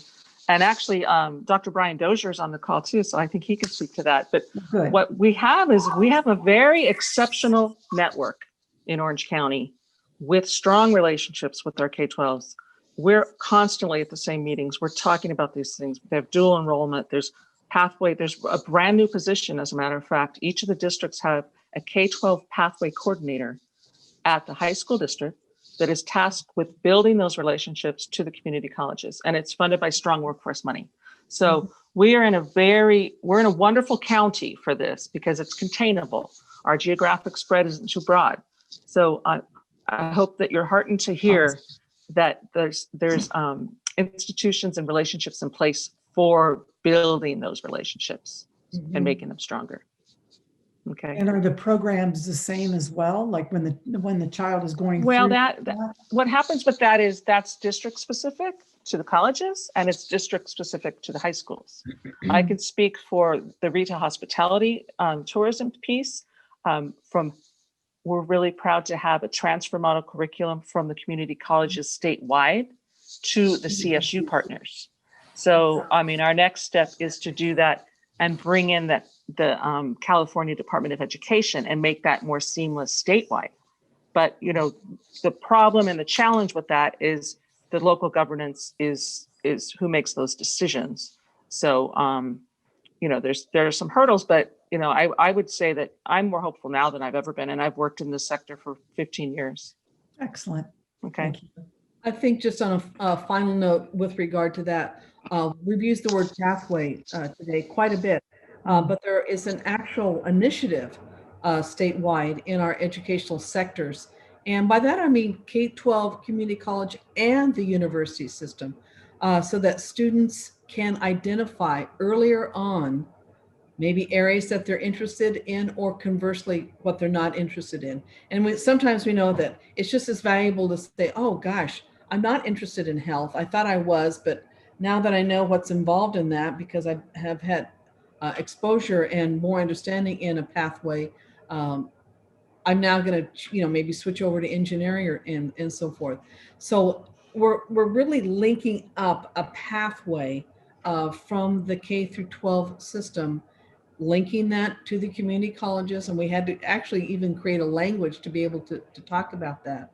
And then adding on that, like Sheila was just saying, a transfer model curriculum. Not too long ago, to use as an example, a student might take biology at Irvine Valley College or Orange Coast College or Fullerton College. And let's even just take Fullerton College, which is maybe like 7 miles from Cal State Fullerton. The student would have to go over to Cal State Fullerton and take biology again because the units were off just a little bit. And this model curriculum that we're talking about reduces the number of credits that a student has to take when they get to Cal State Fullerton. And then likewise at the community colleges. We're really trying to assist students to focus in on a portion of the pathway and now linking into our K through 12 partners as well. So just to, talk about that those pathways are in development and so forth. So that's cool. That's nice. Arabia, it looks like you have a comment there as well. To your point, Kathleen, about these different pathways and perhaps I just see Don here made a comment that the UC system's working on transfer degree pathways. I know a stumbling block was the reconciling that with the CSU pathway transfer degree. So I was curious if there was any headway being made there. But if not, we're on our way. That might be happening at the system level, but sounds like it is, Dawn, that you're noting that.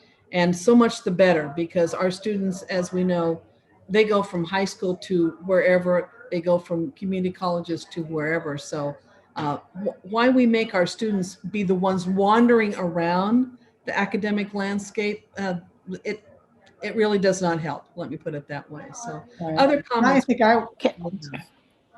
I was speaking more from the curriculum, going from one to the next. But as another example, as I mentioned earlier, my son's in his his last semester at Cal State Fullerton, and he originally enrolled at Cal State Fullerton, so he did not go through the community college pathway initially. However, in order for him to complete his schooling within 3.5 years, which was his goal, he is registered and a student at 5, maybe 6 community colleges in Orange County to get that accomplished.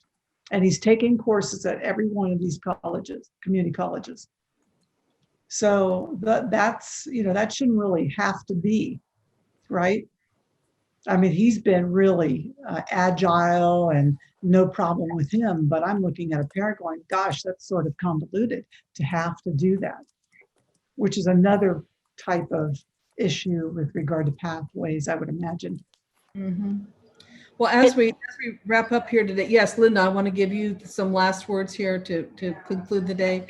But any comments on just the headwinds and the tailwinds too? Because for me, pulling together those headwinds, those challenges, I think I might have to ask you to send me a bill, because it did feel like a therapy session. Like, oh my gosh, I know exactly what you're talking about, and so forth. So, I think that's the thing. It's the point I wanted to make, and again, I'm trusting that it's not lost on some of the best and the brightest in this room, because there is just no one solution. There is no one answer to this. Mm-hmm. The pandemic hit. It was a virus, but unfortunately, it shut our economy down. It shuts the economy down. Now we've got all kinds of food insecurity problems and housing problems and health problems. And I mean, this is a cascading effect of things. And I think you have the opportunity to understand that and find ways to express it and build it into your narratives and your classrooms and your curriculums, perhaps better than most. Get it in at the ground level, and it'll make a difference. Can I make a comment on the COVID future? This is Shirley. Yeah, Shirley. Sort of bring it from the system perspective. I think what a national strategy or national path may not be the proper. It's a national framework, sort of like disaster response. We have, like, for hurricanes and so all the hurricane managers, the EOCs, knew all the best practices. So what was missing for COVID was a set of what I call best practices, BCP, and what not to do. So what the federal government provides a national framework where the government is the response, but the decision-making and accountability and responsibilities at the local level, which is the same case for disasters, right? For Irvine earthquake is local.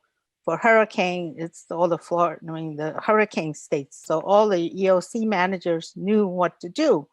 But we had an emergency in healthcare, and we had thousands of healthcare hospitals, and all the entities didn't know what to do. So the BCPs and the what not to do weren't enumerated. So, for example, one common practice is mutual aid for first responders. When you can't scale, you ask your neighbors to come help. So they eventually stumbled on that in healthcare, but it wasn't a well understood process. And the same way, if you need PPEs, the process is go through your line of command to ask, but I don't know if all the healthcare or the rest senior centers knew how to go about asking for that and how to order it. So they think there was lack of knowledge. So I think what's missing is having well-numerated BCPs and what not to do for school startups now. I think we can learn from what schools been doing internationally. And if as schools learn what to do, what not to do, they should share that so that more, if it applies to you, then you don't have to start from scratch. Same with, we have some housing tourism, right? If the restaurant chain in Korea done something innovative, then we can learn and apply that in different industry, but each industry will change, right? Yeah, yeah. Shirley, I think again, having I'm also one of those emergency people that they dispatch. I went in after the oil spill in Louisiana and all that. I will tell you what distinguishes this event from the things that we're talking about. Hurricanes are occurring in a very specific area. Right. A pandemic does not know borders. Right. So So that's why those. So when we talk about a national strategy, place. we needed everyone to say a tsunami's coming. Here's what we're going to do about it. And instead, we ended up with 50 different things. And people are crossing state borders. They're crossing county borders. And as a consequence, we have this patchwork. So that's the only distinction. Otherwise, I agree with your. Yeah, but I think their education was what's lacking, that they should not have been traveling, right? Because it's just natural epidemic, right? So those should have been what not to do, right? If you're in New York, you don't travel to Florida for your summer house. Yeah, exactly. I have one quick point. Linda, in response to your excellent presentation and then just your last comments, I have one small comment. You had mentioned that this crisis has brought to the forefront all of the problems that we're facing in our communities with housing insecurity and so forth. But I would counter that obviously those problems existed. What I think it's done, which might be very positive in the long term, is brought them to the forefront enough for people to care about it and think about solutions. And so I'm not tying this up in any regard, but when we look at problems in our own communities and see them, then we respond to them. And this is an opportunity to do that with all the, my sector falling by the wayside. This is an opportunity to really make some change. Yeah. You are absolutely right, Sheila. And also that we have an understanding of how interdependent this is, how holistically we have to look at this. We can't piecemeal it anymore. No, exactly. Well, I'm going to end on what has for me been a key word today, or maybe a key theme, which is community. And I know community, certainly I always love to say community colleges because our colleges are in and of their communities, of course. But that communal unity means the points that both of you did a beautiful job of bookending, a great place to end today, of this time peeling back some of the things that have been part of our social and community and economic fabric, and bringing them to the fore. And at the same time, dealing with something that is maximum turbulent, maximum disruption in a way that we would have never imagined. Even last year at this time, we had a whole couple of sessions on disruption. We had no idea what we were talking about in a certain way. There was disruption, and then there's, disruption with a capital D. But thank you all, educators, employers, public-private partners, all segments of education. Thank you for being here today. That's the whole point of literally the 4 hours that we've spent together. And there has been a solid level of participation throughout the day. Thank you all. And on behalf of our community colleges, on behalf of our region, we really are grateful for your time. And most importantly, for your care for students, your care for each other and your care for our community. So Linda, thank you for your conclusionary comments. All the panelists, so grateful for your reflection and inspiration. And to EXP, to Amy Gratt, to Gob, to all of you, thank you so very, very much. And Brian, thank you for being such a great partner on kind of an experimental journey, an entrepreneurial moment of our own. So Amy, Brian, thank you for standing shoulder to shoulder. And on a final note, Gob, you are indeed the person behind the curtain who's made it all possible today. Thank you very, very much. Thanks to all of you. And with that, Business Advisory Board 2020 is over. Woohoo! Now head off and have a martini on me. See you all. Thank you so very, very much. Bye now.